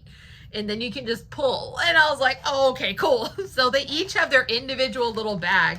I've never been so thankful for medical bags in my life because I have tons of these little bags. So I am currently, but it does have some discontinued threads. So I had to go find some discontinued threads. And I was able to find one at the Golden Needle, which is on order to me. We'll see if it gets here. And I am missing a silver, so we'll see. But look, it's so pretty and so shiny. Oh my gosh, I absolutely love it. And here's the gold.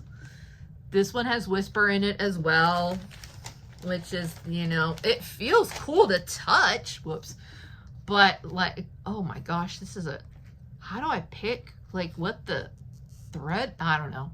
Cause like this is all got like thread all the way out here, yo. Like, how do I feel like there's gonna be, I feel like there's gonna be many knots in my future in this. That's what I feel like is coming my way. But currently I am working with Very Velvet, and this stuff is fun. This stuff is super fun. I absolutely love it. And oh, they also have a patent leather. Where's that one? Yeah, this one I had to find. I had to order as well because it is discontinued as well. This one goes in the belt. I'll be getting to this one soon. Check that out. I have no idea how this is gonna stitch, but it's cool. I love it. Oh, I can't stop looking at it. I know I'm probably looking at just all over the place in this camera. I am so sorry. I will get better at that, I hope. But, so, the Nutcracker. Now, mind you, I have stitched on 28 count. I have stitched on 14 count Ada. I have stitched on 16 count Ada, I think. I have stitched on 32 count Ada. I mean, 32 count linen and Lugana. And I have stitched on 40 counts. Behold what this calls for. 7 count Tula. Like, oh my goodness. It is huge. I feel like when I'm putting the needle through this guy, and first of all, it looks like I'm eclipsing. But I feel like when I'm putting my needle through this guy, like I'm playing darts. Like, I'm just like, whoom, and then like pulling the needle like, whoom, because like the needle's not gonna stay. I mean, it's a big needle. They gave me the lady at ABC. She's so sweet. Lori, she tells me, she's like, oh, so you're getting into needlepoint now. And I'm like, oh, is this needlepoint? She's like, oh no, wait, it's on fabric, but it's technically, yeah, it's still cross stitch, but because it's on this type of fabric, but you can use all those supplies are needlepoint supplies. And I said, well, how am I gonna do this? How do I handle? I look so small. How do I handle this? And she's like, oh, I'm gonna give you a needle. I'm gonna give you a needle for this. And so she goes and she gives me this needle, and I look at it and I'm like, did you give me a spear? I was like, this thing is thick. So, but yeah, I'm glad she did, because I mean, it can handle this Very Velvet is really thick. It's very thick, but it is so much fun to stitch. Oh my goodness.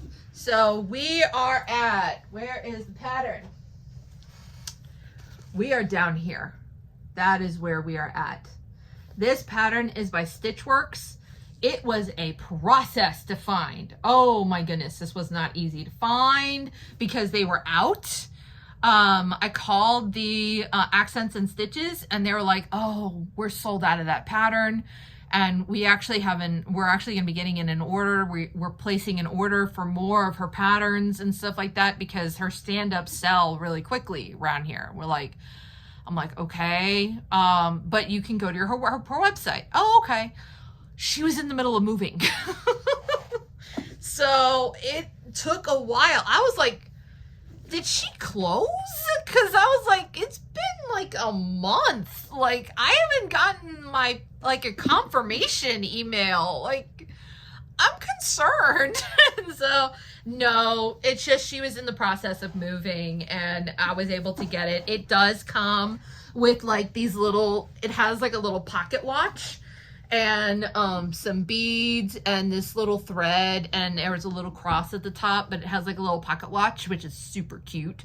And the little thread that connects his pocket watch to him, it does come with that, which is really super nice. When you buy it, you can add that to the embellishment pack, or you can just buy the pattern. So, but the other thing about this pattern, but one thing you got to be careful with this pattern, there are no overlaps in this pattern.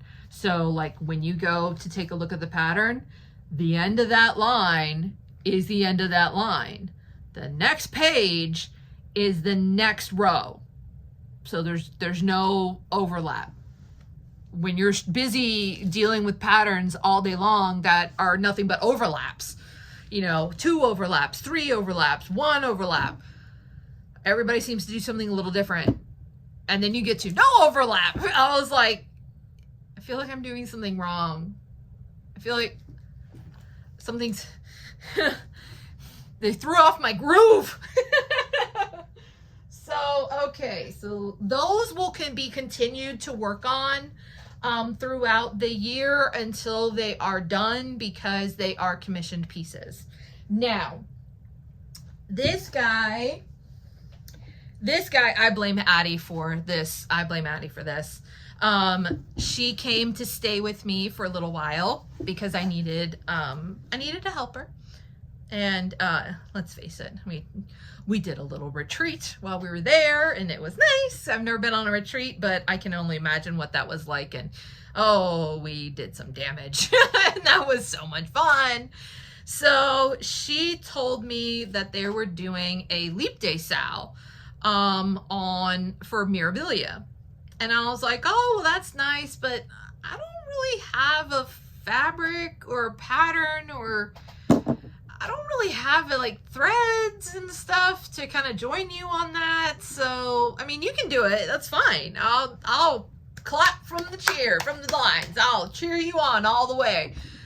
But I can't join you on that. And so she's like, oh, wait, no, let's see. We'll see. And so she took a look and she was like, well, wait, here. She's like, what if I loan you my Ella pattern, Ella the Princess Frog? And I was like, oh, well, that's nice. I mean, I would love to stitch her. Well, she's like, well, let me see. Let's see how many threads you have of her. So we went through. Turns out I had quite a few of her threads. I was missing probably only about like 10. And so, and all the beads, of course, and this Krynic and whatnot. And so we picked those up, and I was like, but I don't have any fabric. My fabric is always my sticker, because I can be like, yo, I can get threads and I can get the pattern all day long. Fabric, I have a real problem with getting fabric and then finding the one that I like, and then I need to save up the money for it, and it's just the thing. So I end up missing a lot of those things. So she was like, well, wait a minute, let's go through your fabric.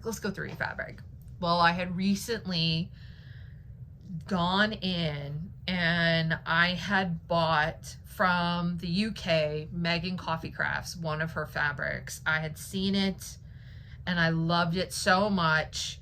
It was not what I was expecting, but it was so much better. Oh, it was so much better. She saw it and I had just bought it, and she was like, this is your fabric. This is your piece. This is your project. Boom. She did a floss sauce on it. Oh, and it was gorgeous. So I was like, okay. So I started Ella the Princess Frog on Megan Coffee Crafts. It is a 32 count linen opal, and Megan does not, she doesn't normally redo colors on her fabric, and she doesn't name her fabrics. So, but this is where I have gotten on Ella the Princess Frog. And this fabric is also one of the ones that is, see, there's the shiny, oh, it's so shiny in person. But this is another one that is very, very, very difficult to see. Ooh, you can see the modeling really well right there. But this is actually all pink. It's a very, very, very light pink. This is a grayish purple.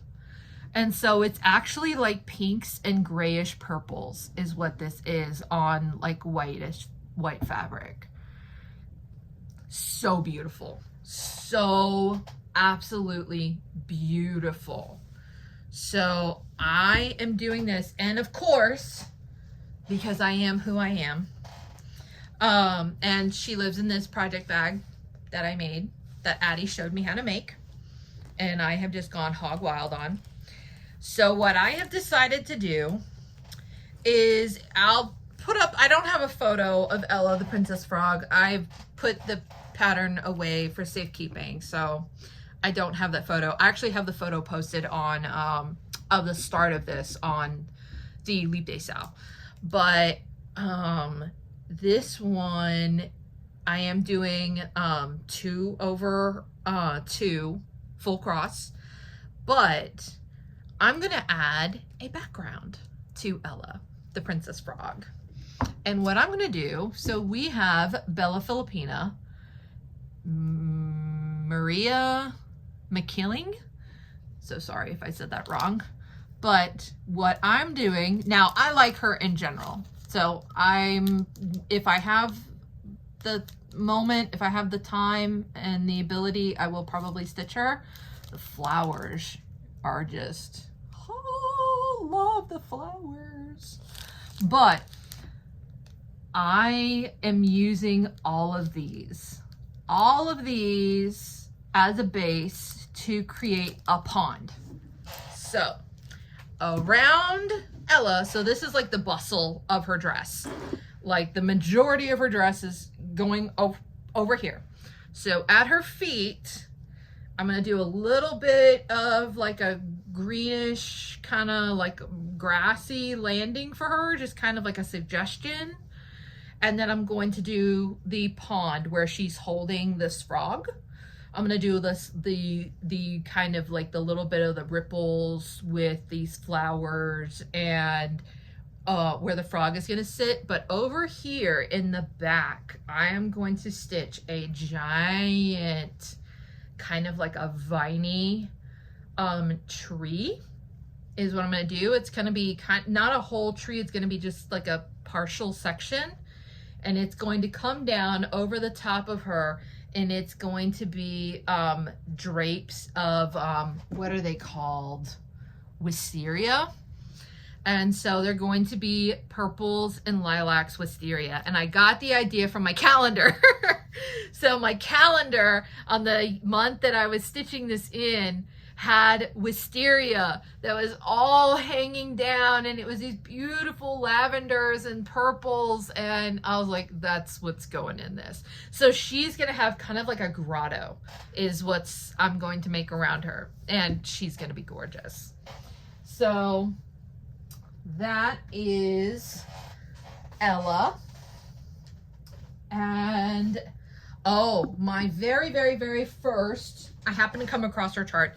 My very, very, very first Mirabilia that I saw, and I saw it on one of Teresa Little Stitcher's retreat videos. I saw it stitched and my heart just stopped. And so I had to find out who this was. What is this?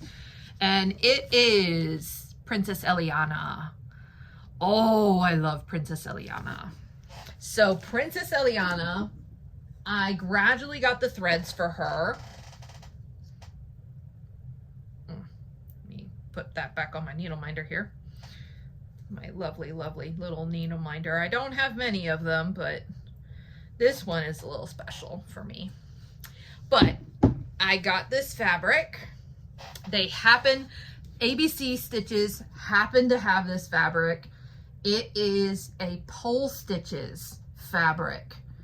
I have no idea if this is a linen or I think it's an even weave based off of what I'm looking at, because I mean, it's not slubby, but I mean, it is, oh, it is called Dawn Chorus, and this is as far as I've gotten on her, and I love it. My little Ratatouille needle minder. My mom and I, we love Ratatouille so much. And so when my mom saw this needle minder in the 3 stitches, she bought it for me. It was my first needle minder.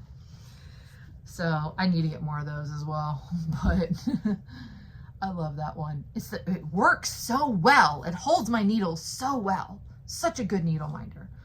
But Eliana is coming out so beautiful. 32 count, 2/2. Absolutely love her. Oh, do I love her. And I kind of want to do something willowy or dreamy with her, because that's what I was going with this fabric. But I don't know. I don't know. We'll see how it goes. I know that what I do want to do is I do want to add, so in these little tassels, she doesn't have any shocking. She has no Krynic. So sorry about that again. It's problem with recording on your phone, and when you have like a bajillion phone calls that keep coming through, it just happens. So anyways, with Princess Eliana, she has no Krynic or no like metallics in her, which is kind of shocking. But at the same time, it's also like her colors just glow. It's really what Nora Corbett did with this design is just real talent. So what I'm thinking of doing though is actually putting some sparkle in these little tassels here. That's what I'm thinking of doing. And maybe doing some silver in this collar. I don't know. Let me know. Let me know what you think. So we'll see how that goes. So that is Eliana. And the last one that I am working on, I'm getting ready to start, is I started it, but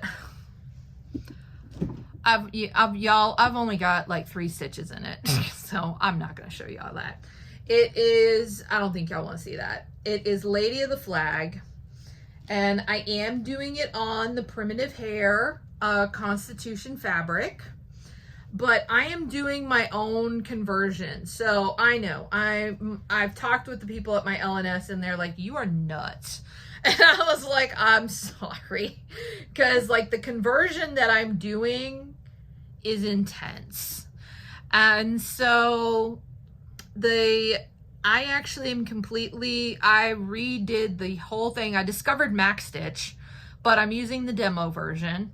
And I'm doing the whole thing. I've already recharted the whole thing in. I'm just tweaking the colors. And then I'm doing test stitching on them to test the block to make sure that the colors are in a correct order that makes sense. So, but this is the palette for Lady of the Flag that I have come up with. There we go. This is all blended threads. Like apparently Teresa Wensler level of blending. But I am doing a bronze conversion on her. But wait for it. I am also adding the teal when metal turns in patinas. So there are parts of Lady of the Flag that I am going to actually have pieces of her dress that are turning green, the tealy green. Really excited about it.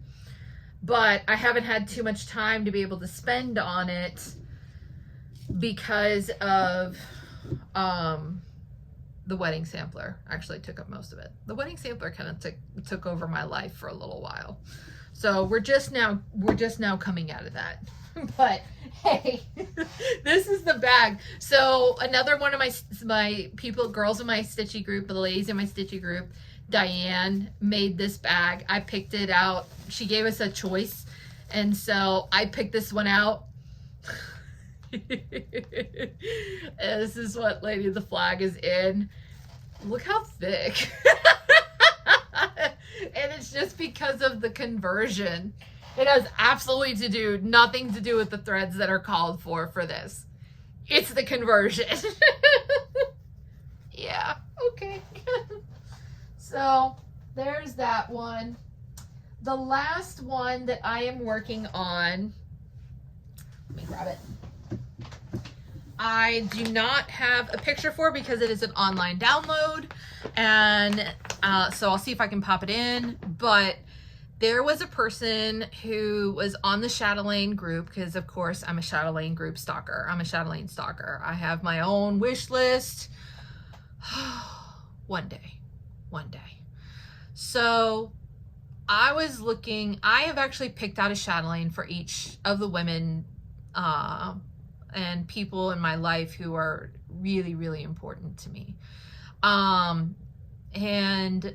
there were two that had popped up. This person had contacted me and said, hey, I actually have two of these that I'm not going to stitch, that are, you know, you were talking about and you were asking about, you know, do you want them? And I was like, oh my gosh, yes.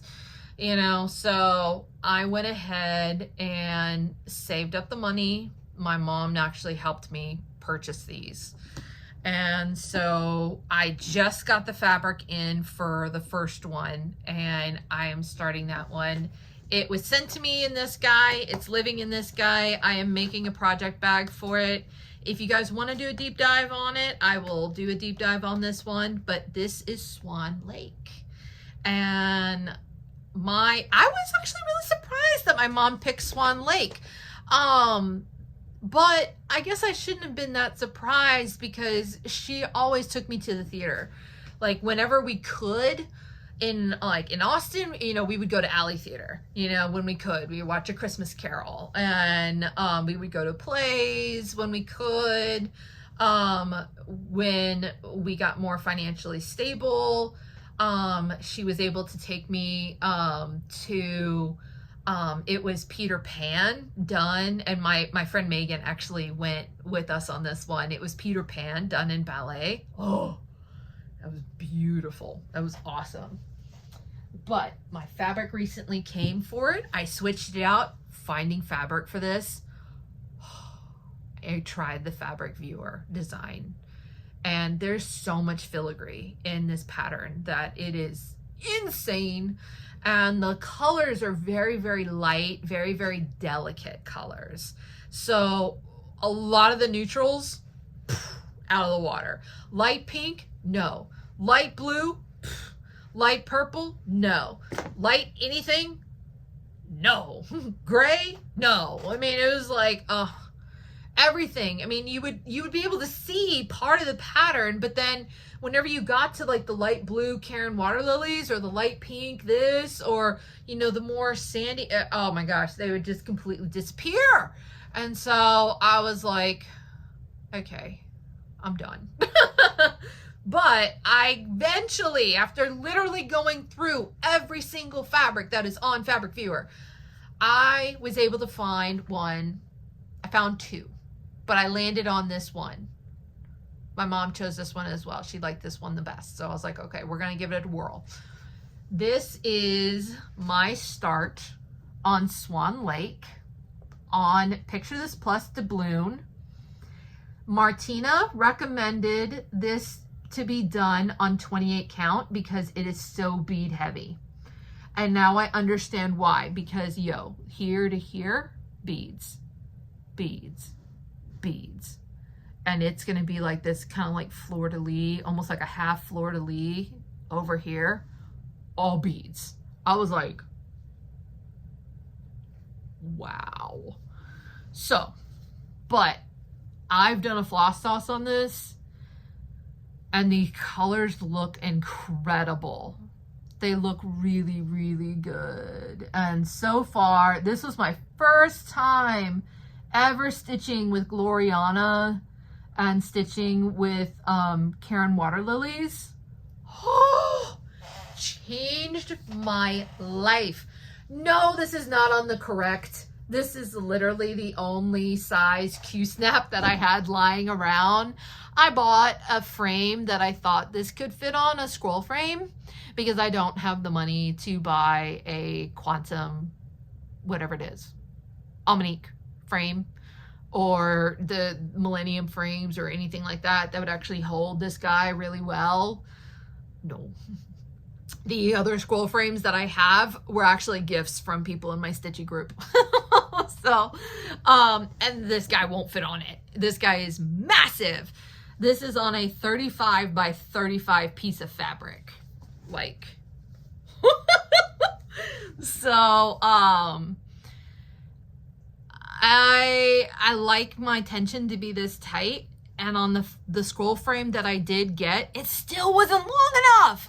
Still, like, really? Couldn't believe it. So I had to fold over a little bit. I was actually about like that much of the margin. That much of the margin I had to fold over. Anyways. But when in doing that, it made the middle super saggy. So then I tried to put like gripping, like the shelf liner, on it. And it kind of worked a little bit, but then it was like this side was all loose. I was like, really? I just want to stitch it. I just want to stitch it. I'm never going to stitch it at this rate. I've literally spent 4 days trying to get this on the scroll frame, and I can't. So this is what the 25 count easy guide, the Haid was on. So I took it off because I'm trying the other, I'm trying the 40 count fabric, and I folded it up and I put it in what I'm keeping my Haid in is actually a little child's backpack because that's how many threads there are in that sucker. And I folded it up, I put it in there just in case I want to go back. I changed my mind on that fabric. If anything, if I decide that I want to do it on the 40 count and I finish, I like, it handles the ridge well, and we get past that point, then if anything, I'll rip out what's on the 25 count and I'll wash it, and I will just maybe dye the 25 count, and then I'll have dyed 25 count fabric that I can use for something else. Or I do have the other Haid that is a Donna Gelsinger, but I don't have the threads for that. I actually have the threads for a Haid that my mom wants me to do for her. It's called the Wool Shop. Oh, that one's discontinued now. But I thought, oh, I could do it on the 28 count that I just ripped out and I have now sitting that I used to have my Haid on.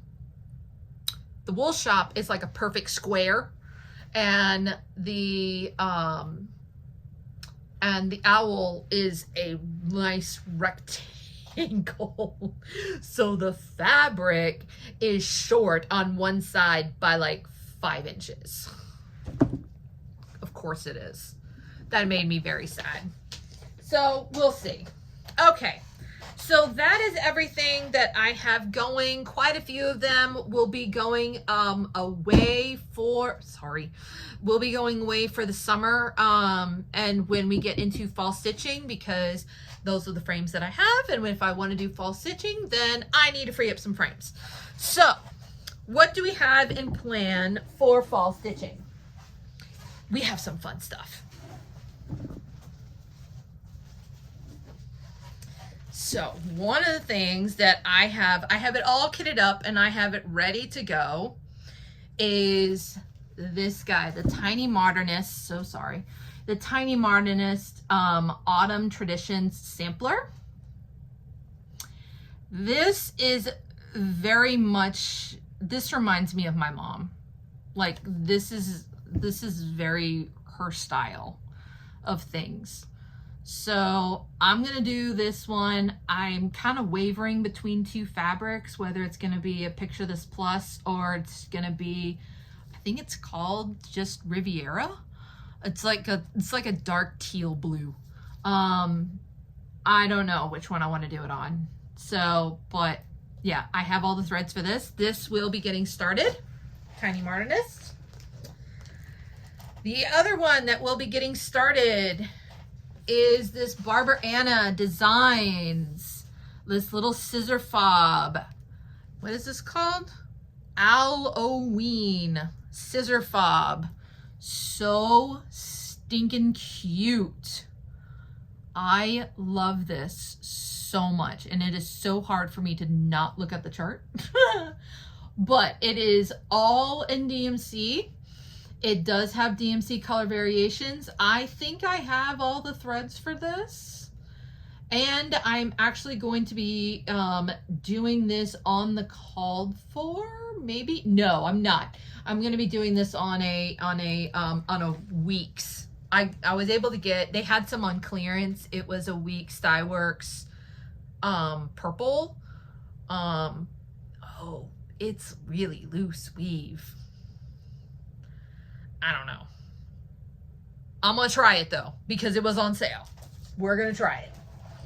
The other one, this one, oh, I treasure this. This one literally reminds me of my mom, because this is literally how she was. It reminds me of the little kid.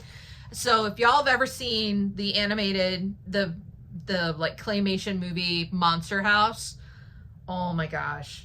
I have no idea how many clips we're gonna have of this.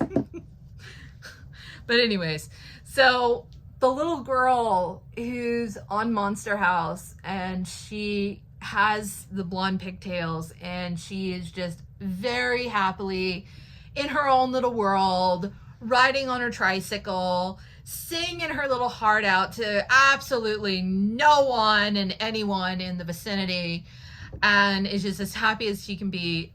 That was my mom. Like, as a kid, I mean, she's just such a happy-go-lucky person.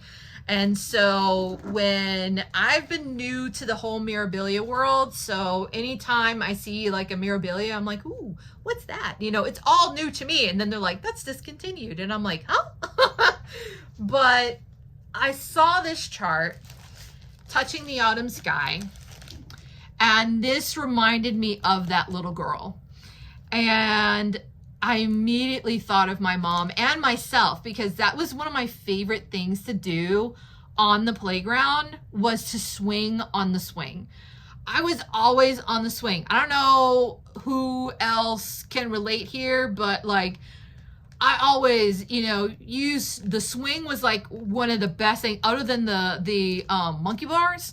The swing was like the best thing since sliced bread. I mean, you went on your belly on that thing, you spun, you tried to swing as high as you could, you tried to jump off of it. I mean, oh my gosh, you did so many things with the swing. So this one, I have it all kitted. I don't have fabric. I have yet to find a fabric that I like. I did think about putting this on Bestitch Me's ledger, which my good friend Addie does have a piece of. She lent it to me to be able to do a floss toss on it to see how I would like it. I had to get mom's approval of it because I was like, I don't know, it might be too modeled for this. I didn't like it. I didn't like it. So I even went to Fabric Viewer, and I looked at it through Fabric Viewer, and the one that we liked was actually Pole Stitch's Rumbles of Thunder. But when I went to Pole Stitch's website, and then I saw their Facebook group, and I saw what the actual Rumbles of Thunder fabric looked like, it does not look like what is on Fabric Viewer at all. So I'm a bit stuck. I want to start this one in September. I wanted to start this one in August because August is my mom's birthday month. But that's not happening.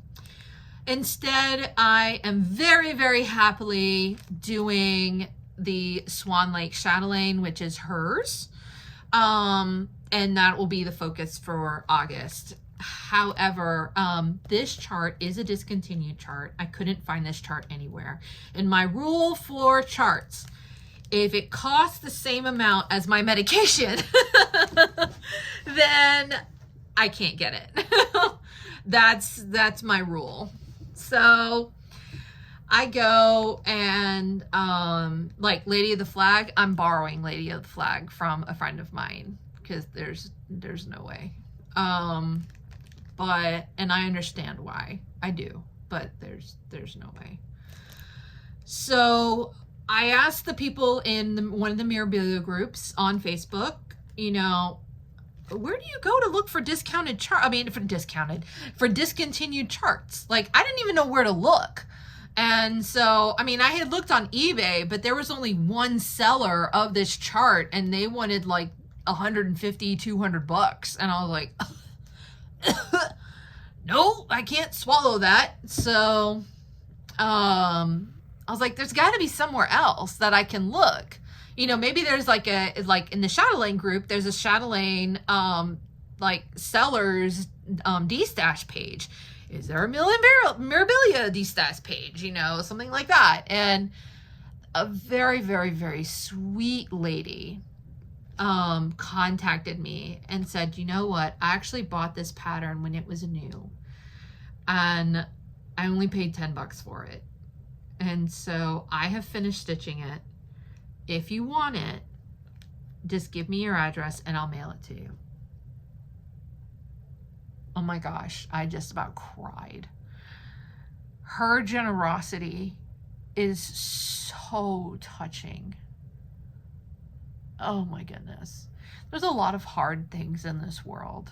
A lot of hard things. And so it can get really, really easy to forget that there is such goodness that people are capable of. But when you come across it, oh, it is just like a balm to your soul. It's so good. So I am so very thankful for this. She said the only thing that I ask of you is that when you're done with it, that you do the same thing. You pass it along. You kind of pay it forward. I have no problem doing that. None. So that's my plan for this. If I can only find fabric. So that is one fall project. My other, excuse me as I disappear underneath my table. My other fall project, now these I am gradually kitting. And what I mean by gradually kitting is I literally set aside some money each month.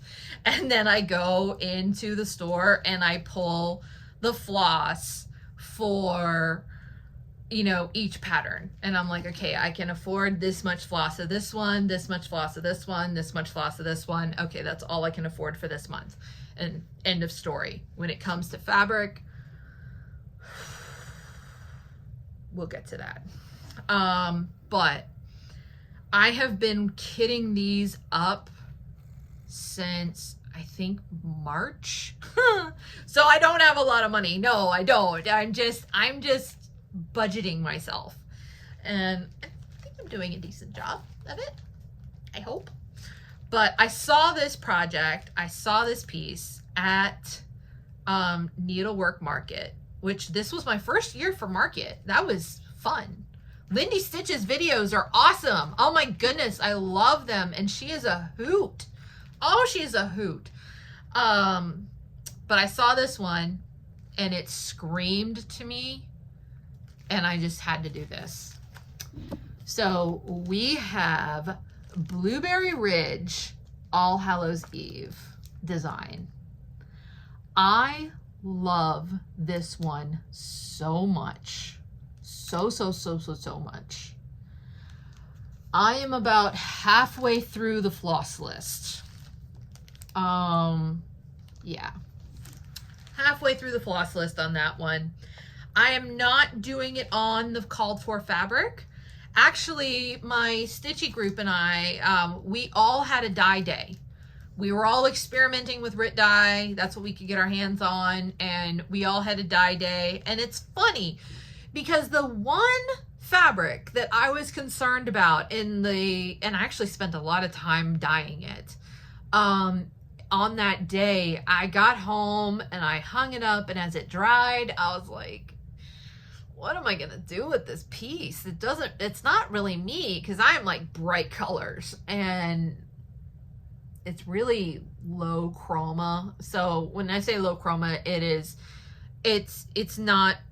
it's very muted colors and a color palette. My mom immediately was like, I don't know what it is that you're talking about. Like, you can immediately throw this on there. And one of them is a pattern that my friend gave me. It is the Woodland Fairy, I think. She would immediately go on there, and I was like, oh my stars, you're right. I've been blind. She would go perfect on there. But then I immediately, like, it was like my mind was open. And then I was like, this would go perfect on it. And then I was like, can I fit both of those on that piece of fabric? No, I can't. I could if I gave myself like that much margin. That's wrong. So, but the other thing that I come to realize is that piece of fabric is 32 count, which I love 32 count. This model and everything on it is stitched on 40 count. So that means that all the floss that I have so far been collecting, and I'm only halfway through this list, I've only been buying one skein. And there's a lot of Gentle Arts in here. I am probably going to run out. And with what I've understand with Gentle Arts is that their color lots vary greatly. And I don't really have the money to rebuy all of this again. So I found maybe some 46 count fabric that I could dye. And then I also have recruited Amy from Oak Crown Studios to help me, because I don't know if I can actually re-dye that fabric. I don't know if I can achieve that color again. So we're gonna swing for the fences. We're gonna see how it goes. But this is a plan for October. This is October stitching, people. Now, my big Mama Jamma.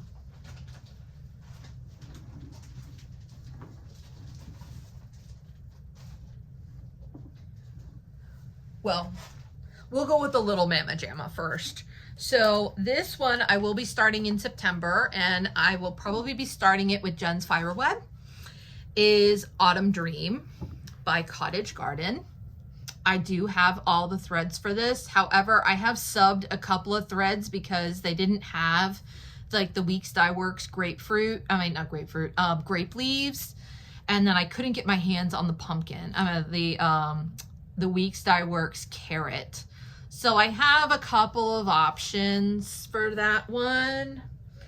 And we're running a little bit low on time. So when I get more into this one, I'll kind of do a deep dive into this one. But I will be doing this one on 40 count. And it will be on Picture This Plus Highland. I think that will look really nice and fall like on there. Because I think this is just a little too pink for me. It's overwhelmingly pink and orange. I think it's kind of almost becoming one tone in some areas. So I think this will kind of allow everything to kind of stand out and kind of be its own personality. So that is a September start. Now we have this plan. This is my mad scientist experiment. I have fabric coming for this from Pole Stitches. It has not come yet, so we will see how that goes. But we are doing Greta Goldbroom, ladies and gentlemen. I am a big fan of Bewitched. And so I will be changing her hair to blonde. We are doing this as Samantha Stevens. This will be fun. But I feel like I'm going into QVC mode. Look out, people. Not only, what was that? Like, it was like OxyClean. We are also doing Halloween Quaker on the same fabric. Now, what is going to be different? We are doing a mashup. So what we are doing is we are taking Greta Goldbroom and we are replacing the witch, is what we're doing. And we're going to place all of this. I might make this town a little bit bigger and include some of the Tiny Town, Halloween Tiny Town, maybe. Thinking about it, not sure. So we are gradually, this will be done on 32, so I'm getting all the threads for 32. This is not done being kitted up yet. I'm still getting the threads for this. I have all the threads for this. I do not have the beads. But we are changing, possibly changing the Happy Halloween because we are going with Bewitched, and I like her. I think the Green Witch is cute. I think she's cute. She's got a really sweet looking hat, but it's not very Samantha Stevens. And in fact, we just watched an episode where like they were all in protest about how the witches were being portrayed, and I thought it was hilarious. So we are changing the Happy Halloween to this one, which I got off of Etsy. I think it's by, I don't even know. Oh, Nia Rind. Nia Rind, Halloween cross stitch. This is what this is gonna look like. And I think, and it's right up my alley. It's way, way, way, way super more colorful. We are going to add some sparkly bits into this and enjoy ourselves. I do not have the threads for this yet. Now, how am I going to accomplish this? I've asked Deb from Country Stitchers because she's done kind of like, this is like a Halloween montage. She is currently doing a montage right now. And so she's given me some advice on like how to do this and stuff like this. I have saved up a lot of money for this. And yes, this is going to be on a full yard of fabric. Oh yeah. Why, might I ask you?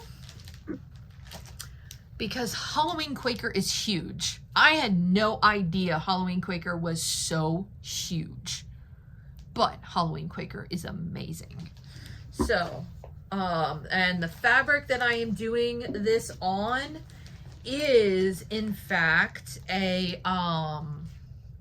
it is Pole Stitches, it is Lugana, because I didn't want it that intense, but I wanted the blue of the Bewitched, the background from the opening scene, because I love that. I want to recreate that. And in fact, behind her, so she's got a little bit of the trails here, but I'm going to take some bits like what they have in swirls, like, and I'm going to just basically draw some like swirly doos behind her and stuff like that is what I'm going to do. And we're going to have Happy Halloween like right really close here. We're going to do a little moon up here.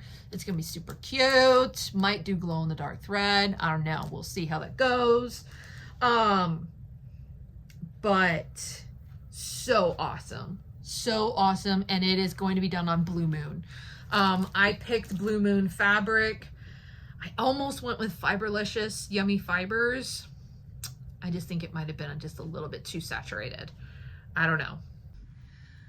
Okay, so that's all that I have for you guys today. That's everything that I've gone over, that I've been doing so far, and that I will be doing in September and hopefully October. This has been really fun. I look forward to meeting you all, to talking with everybody, and to really enjoying this part of this chapter of my life, this stitching journey of my life. Please don't forget to like, comment, and subscribe down below. Let me know if you have any questions or suggestions, advice. I am open to it all. Let me know what you would like to see. If you have anything that you would like to ask, like to see, like to know. I don't know. I hope you guys had fun, and I wish you all a wonderful and blessed week. And until we meet again, bye-bye.